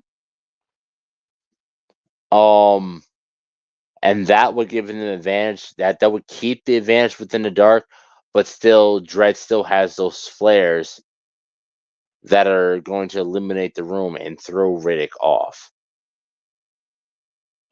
Well, the thing also is, and this is one of the things, like, because just because he said trace around, that doesn't necessarily mean that he would have known that round allowed him to see him in the dark. But he does know that that it allows him to track him. So even he doesn't know. So I'm thinking as if, like, all right. So the way I'm thinking is, if I'm Dredd, if I hear somebody say trace around and I get hit right after, yeah, I may not be able to know that this person can see me, but I know that this person is able to track me based off it being known as a tracer round. This person can track me. He may not be able, I don't know if he can see me, but he's able to track my movements in some way, shape, or form. So first thing I'm doing is I'm getting rid of it as soon as I can. That's the first thing I'm thinking. Trace around, trace means to track. You're tracking me in some way, shape, or form, whether it be satellite, whether it be you able to see me, or or it's dripping something. Because if you take a look at Hellboy, the Ron Perlman Hellboys, the first Hellboy movie, he hits the Cthulhu creature with a tracer round, and what it was doing, it was dropping pretty much green liquid, which allowed Hellboy to track it down. Either way, one way or another, I know that I'm being tracked, that my movements are able to see me, and that you're able to see my movements. And as a predator, which Riddick is, I don't want to be seen. You're not supposed to know that I'm coming. So he's going to do whatever he can to get rid of that tracer round. But here's the thing.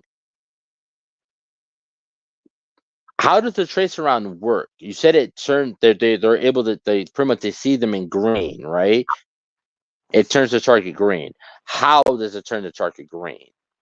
I believe it coats them in something that allows them to be like viewed in a certain kind of light.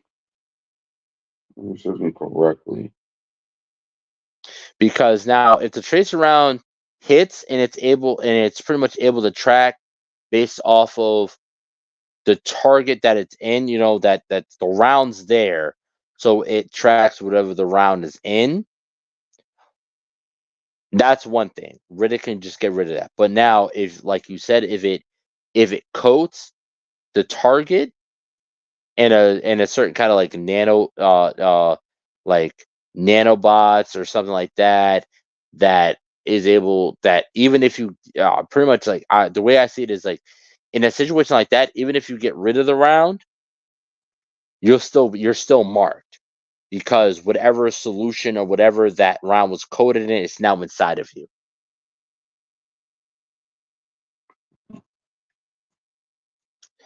So take it that it now I can take it that way. Like you said, it's coded in something so that even if Riddick was to get rid of the round, he would end up still being marked. So yeah, I'm not seeing too many ways Riddick would end up coming out on top. Only other way I can see is it being a stalemate and Dredd not getting the kill on Riddick, and Riddick, because we've seen Riddick realize, all right, I can't win this situation, and dip out of a situation. Because remember, he's survival. He is survival bred. Survival is his number one. Is his number one goal. So I feel like in a situation, either one, I feel like it can go two. And this is where it's hard. I can see it going two ways. I could see it him trying to go for the kill on Dredd, and not realizing that Dredd can still see him, and getting taken out with the two shots by Dredd, or him realizing, all right, this is a stalemate. There's no way I can win this right now. I need to retreat. And I can see Riddick retreating from the battle. So I will call it a win on Dredd's side either way. Either one, he gets the kill and gets the full dub, or two, Riddick retreats, which would end up in the disqualification.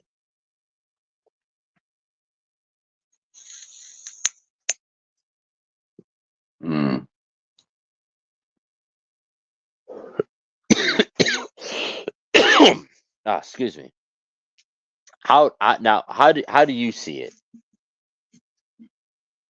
I see it being that Rick is going to do his best to try to outmaneuver Dredd, and I think Dredd is going to fight him to a stalemate. And it's like then the second he thinks he can rely on the darkness, he's going to have a surprise and something that Dredd either had planned or had in reserve for that type of situation. Because that's like I said, even if like the lights go out, the first thing he's going to do is use a signal flare. And it's like even if Dredd try to run up on him, even if Riddick try to run up on him within that few seconds that he's in the darkness, which it's like he could try, but then like all he's got to do is see him coming, and then he could either switch ammunition or he lets off a grenade. Next thing you know, Riddick's ears are ringing. And with the ears ringing, he would be able to hear him switch to a different type of round. Right. And on top of that, he's disoriented too, on top of that. So it's like now he's trying to regain his bearings while being stunned. Hmm.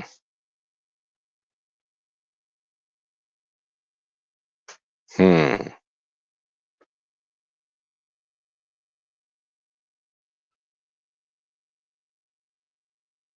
Hmm. Yeah. Either way, yeah. I see. I see Dredd winning this, whether it be for getting a kill or disqualification. I see Dredd coming out on top.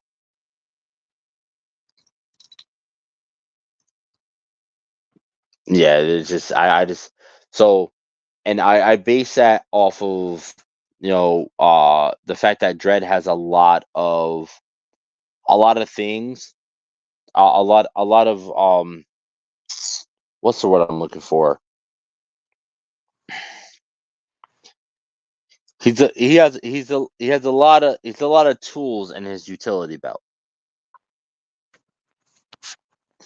And a lot of those tools are things that can work towards Riddick's weaknesses. But I do still see Riddick's survival instinct kicking in above all else, and him getting out of there before it ends in his death.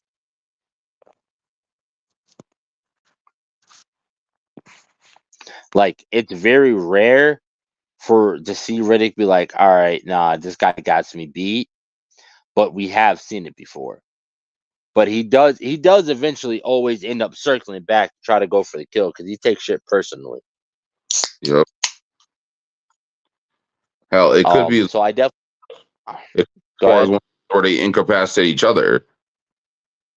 Mm. And he's like, you know what, man? Like, like I'm not gonna kill you because all it's gonna do is bring more of you guys down upon my head, especially me not knowing where I am. So it's like you get to live on this moment. And then he could be like, all right, but you need to understand, like, he's like, you just try to kill a judge, so it's like, the judges will always be after you. He's like, I'll always be after you. And Riddick will be like, and I'll be waiting. Like, you know what I mean? Like, so it's like, Mm-hmm. Damn, so that's three ways it can go. Go stalemate, because I don't see Dredd coming out of this unscathed from Riddick. no, He's no way. definitely getting a few. He's definitely getting punctured a few times. So literally either stalemate, Dredd gets those 2 shots off due to the signal flare blinding Riddick. But again, Dredd goes signal flare. Riddick hears signal flare. Riddick covers his eyes to the when the flare goes off. Remember, flares dim after they go off. They're brightest when they're first launched, and then their light dissipates very quickly. So yeah, I could definitely I feel like it's more likely that it's going to end in that stalemate. That I'm gonna see you, and I'll be waiting for you to see me, type situation. Mm-hmm.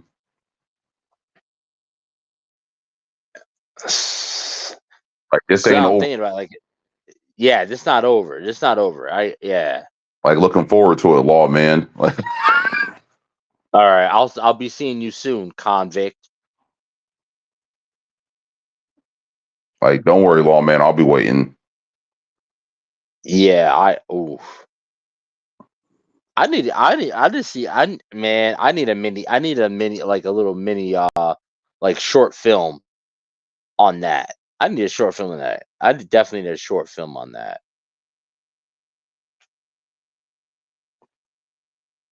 Cause that'd be solid. That'd be solid as fuck. Whew. I don't know. So I say it's more likely to run into a stalemate. What do you say? I say no. I definitely say a stalemate is very, very plausible. So, hey, there you have it. From Power and Triage, without, and I like this because this is very much so.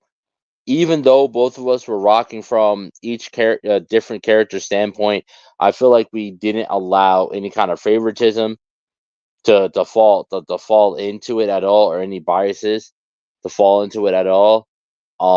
Again, I really wanted Riddick to win this shit, but at the same time, I see it as I don't see a way that I don't see a way that Riddick was winning, but at the same time, I also don't see a way that I don't see a plausible way that Dredd is winning. And I feel like Dredd's sole downfall is having to announce his next rounds. Mm. That's what I feel like his big downfall would be. Because even if he does do like a grenade round, and it was to like affect Riddick's hearing, I still feel like Riddick like, oh, it's a grenade round. Oh shit, my hearing's fucked up. I can't, but he's already done announce multiple rounds. So Riddick at this point is to understand that he has to verbally say his rounds before he shoots them. Because that's the pattern that's been laid out before him already.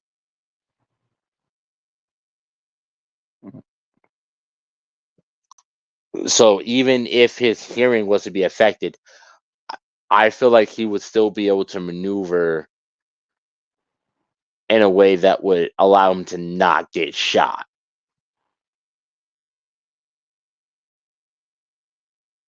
Mm. Because again, that his sole purpose is don't get shot.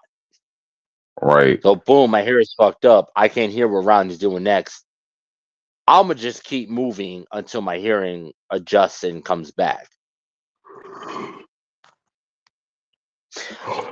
That's what I'm seeing it. But I think we both agree on stalemate.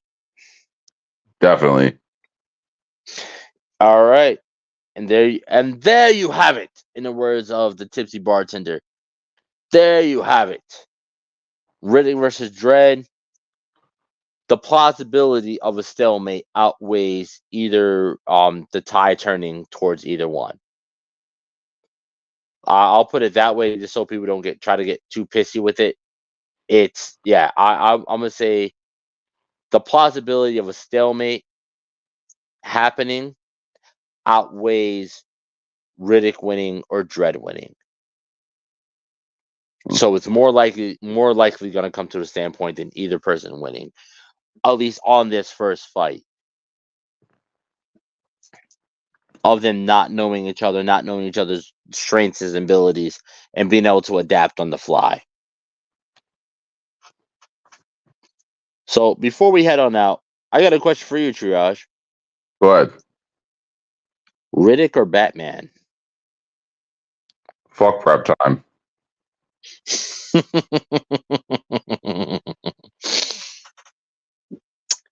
And with that being said, please go check out our website, thesuperbreakdown.com. Our star is up and available. We have 4 items of fuck prep time available: t-shirts, workout wear. So 4 t-shirts, workout wear, hoodies, shorts. Okay, so I'm gonna say this now. I recommend ordering the shirts in one size smaller than your regular size, because the shorts do come in quite big. Quite big. I don't know who the fuck they're size for, but they come in quite big. A large is like an extra large. So yeah, it's like a size. It's like a size bigger. So with the shorts, you want some basketball shorts or something to wear around the house, or something to help escape from the heat that's been absolutely massacring us for the last month. Yeah, order a size smaller. or just order your regular size. You're gonna get a size bigger either way. It gives you a lot of more breathing room. Um, but nah, yeah, man, this has been an awesome episode. I feel like we have assessed each character's strengths, weaknesses, abilities, their backstory very, very well. Again, I want to shy away from the 3 hour episode, but I kind of knew it was gonna go here. I kind of knew we were gonna make it here. We're talking about Dredd and Riddick, two characters that have a lot of backstory and a lot to talk about. Um, but no, I this has been a dope ass episode, dude. Yeah. Oh man. So before we go, let's hear quickly from our podcast friends one last time. Then we're gonna get into our final remarks and our final words.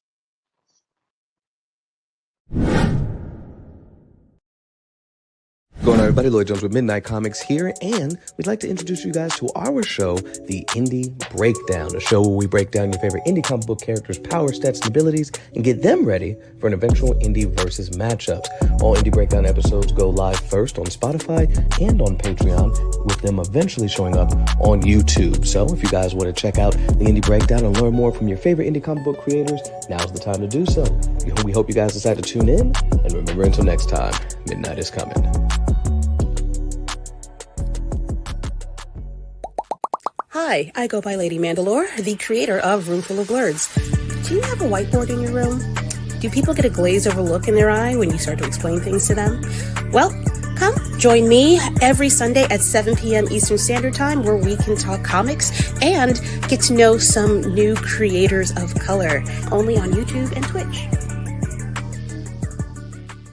What's going on, everybody? It's me, Calvin, from the Icarus Podcast, and I just want to say that we got new episodes coming next Saturday and every Saturday after that. So all I would have to say from here is keep enjoying the show. You can check us out, www.icarusmetrocomics.com. Check us out on YouTube, TikTok, Facebook, and more. See y'all next time.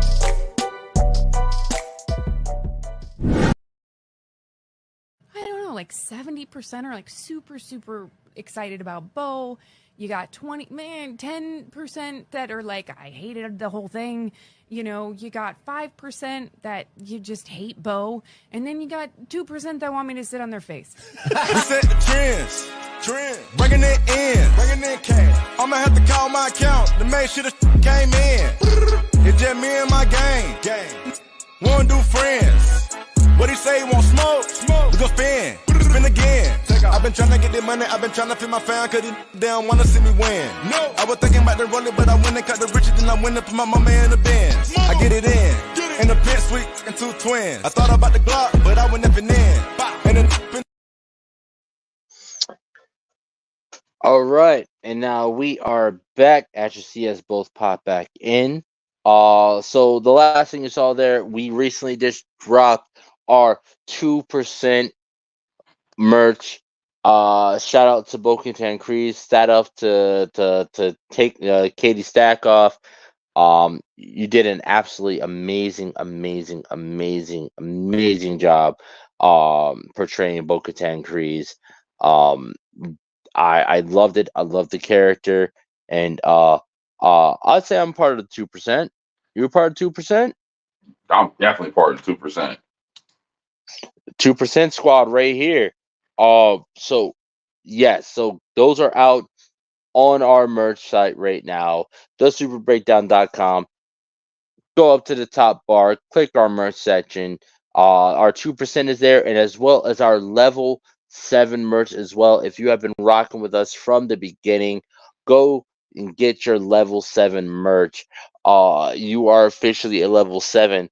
And Triage, explain, just for those who don't know, if you're first time watching, Triage, explain to them what a level 7 is. So, are you someone who only finds yourself quoting movies from your era of childhood, or the 90s, 80s, so on? Are you someone who frequently makes comic book references, reads comics, collects comics, and knows all thing comics? Are you someone who, whenever something happens that involves comics that your friends are going back and forth about, they look at you to solve the argument? You're a level 7. Welcome to the level 7s. Welcome all level 7s. You are a level 7. Welcome to level 7. Imagine you're in the elevator and the doors just open and you walk out. Imagine it's the first time you walk out into the MIB headquarters, the Men in Black headquarters. You open the elevator and you see all these aliens, unlike people, different people of all different races, religions, codes, creeds, colors, sexualities, everything. You walk in, you're just in amazement. That is what the headquarters of level 7s looks like. It's everyone of everywhere. It's a little bit of everyone from everywhere all together at once. That's what I visualize when I think about that. When you reach level 7, you step into a whole world of weird. And I love it. And I fucking love it. Level 7s, we are a world of weird. Oh, that's going on a shirt too. Look out for the World of Weird merch dropping. I'm gonna say within the next 2 months. I'm gonna work on that. World of Weird. I fucks with that heavy. I fucks with that heavy. Level 7, the World of Weird. Yeah, yeah. I love that. I love that shit. So what what would be what's your final remarks on Riddick versus Dredd?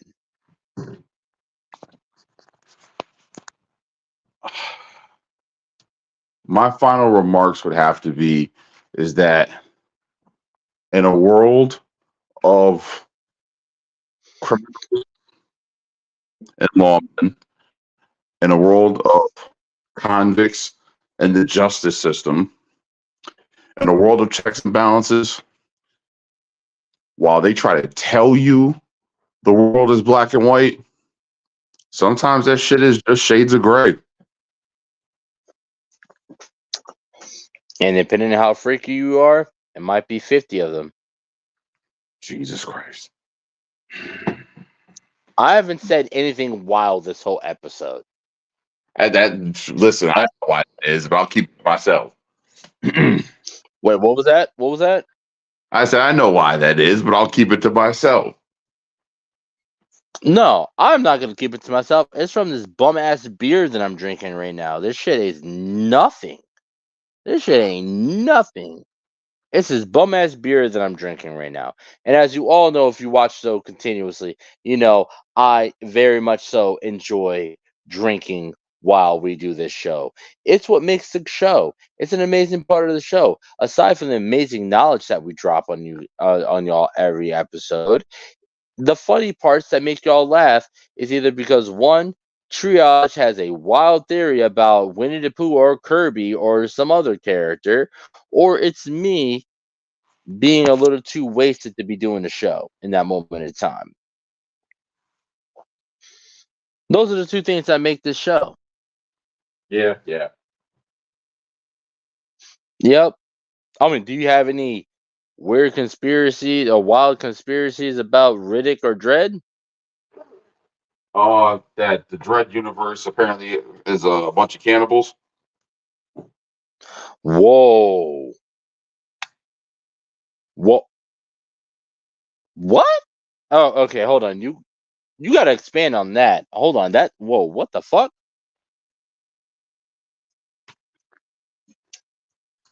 So, theory states that whenever someone gets killed, their body gets recycled.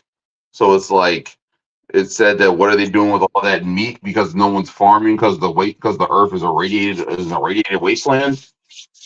Oh my god. I remember that. Rob Snyder's character said that shit. Whoa. Oh, I never fucking realized that.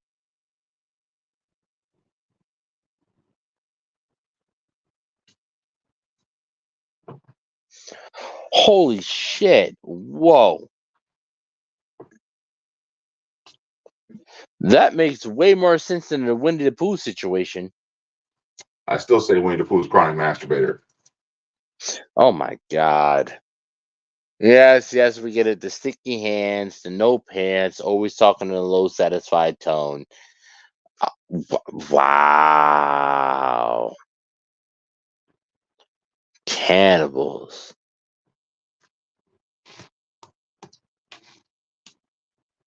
That makes too much fucking sense.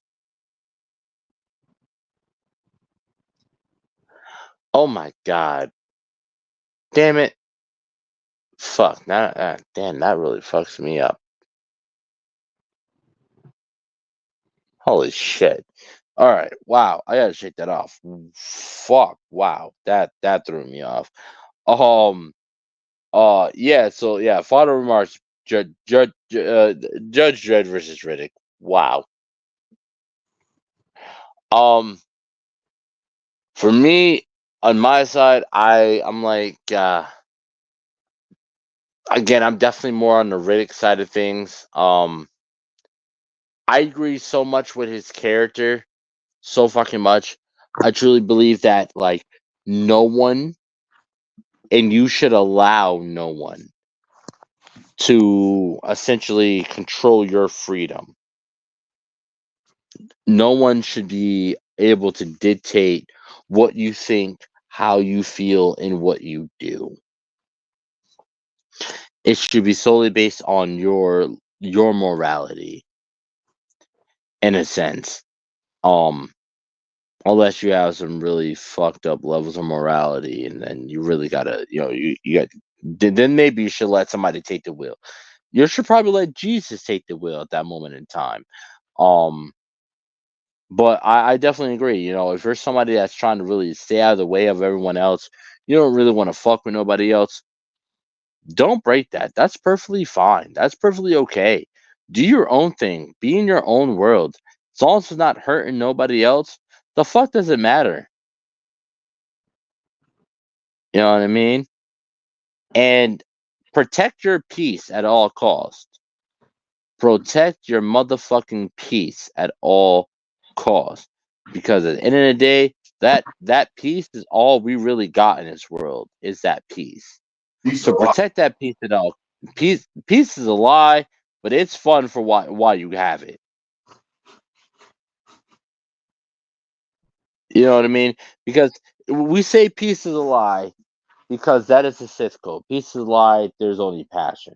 Now, but if we look at it, Bane has had since he became a Sith. Darth Bane, when he became a Sith, he had a few moments of peace.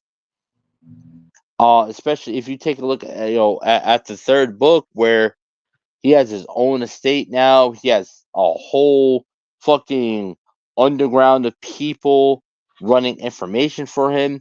That would be considered a level of peace. He's not fighting. He's not killing in that moment in time. It's a level of peace. Even though, yes, peace is a lie, that means pretty much peace does not stay. That's the way I take it. Peace does not stay. Peace is not infinite. Peace is something that you have for a certain amount of time. And that's dependent on whatever the cosmos has in store for you. So I say protect that short amount of time that you have. It's not going to last long, but protect that shit for as long as you possibly can. But yeah, as in for the battle itself, I feel like it is like we said, it's definitely going to come down to a draw.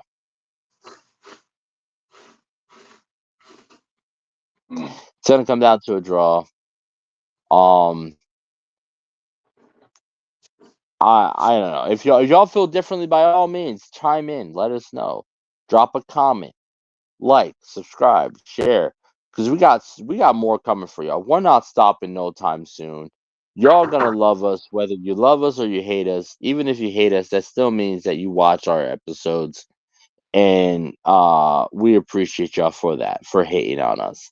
Um, Stay tuned. We got so much fucking more amazing shit coming for the rest of the year. Unfortunately, we won't be able to make it out to New York Comic Con this year out in October. But we will be able to make it out to Fandom Fest in Schenectady, New York. I recommend if you're able to, come on out. Schenectady, New York, Proctor's Theater, out in August. Fandom Fest. It's nice. It's small. It's quaint.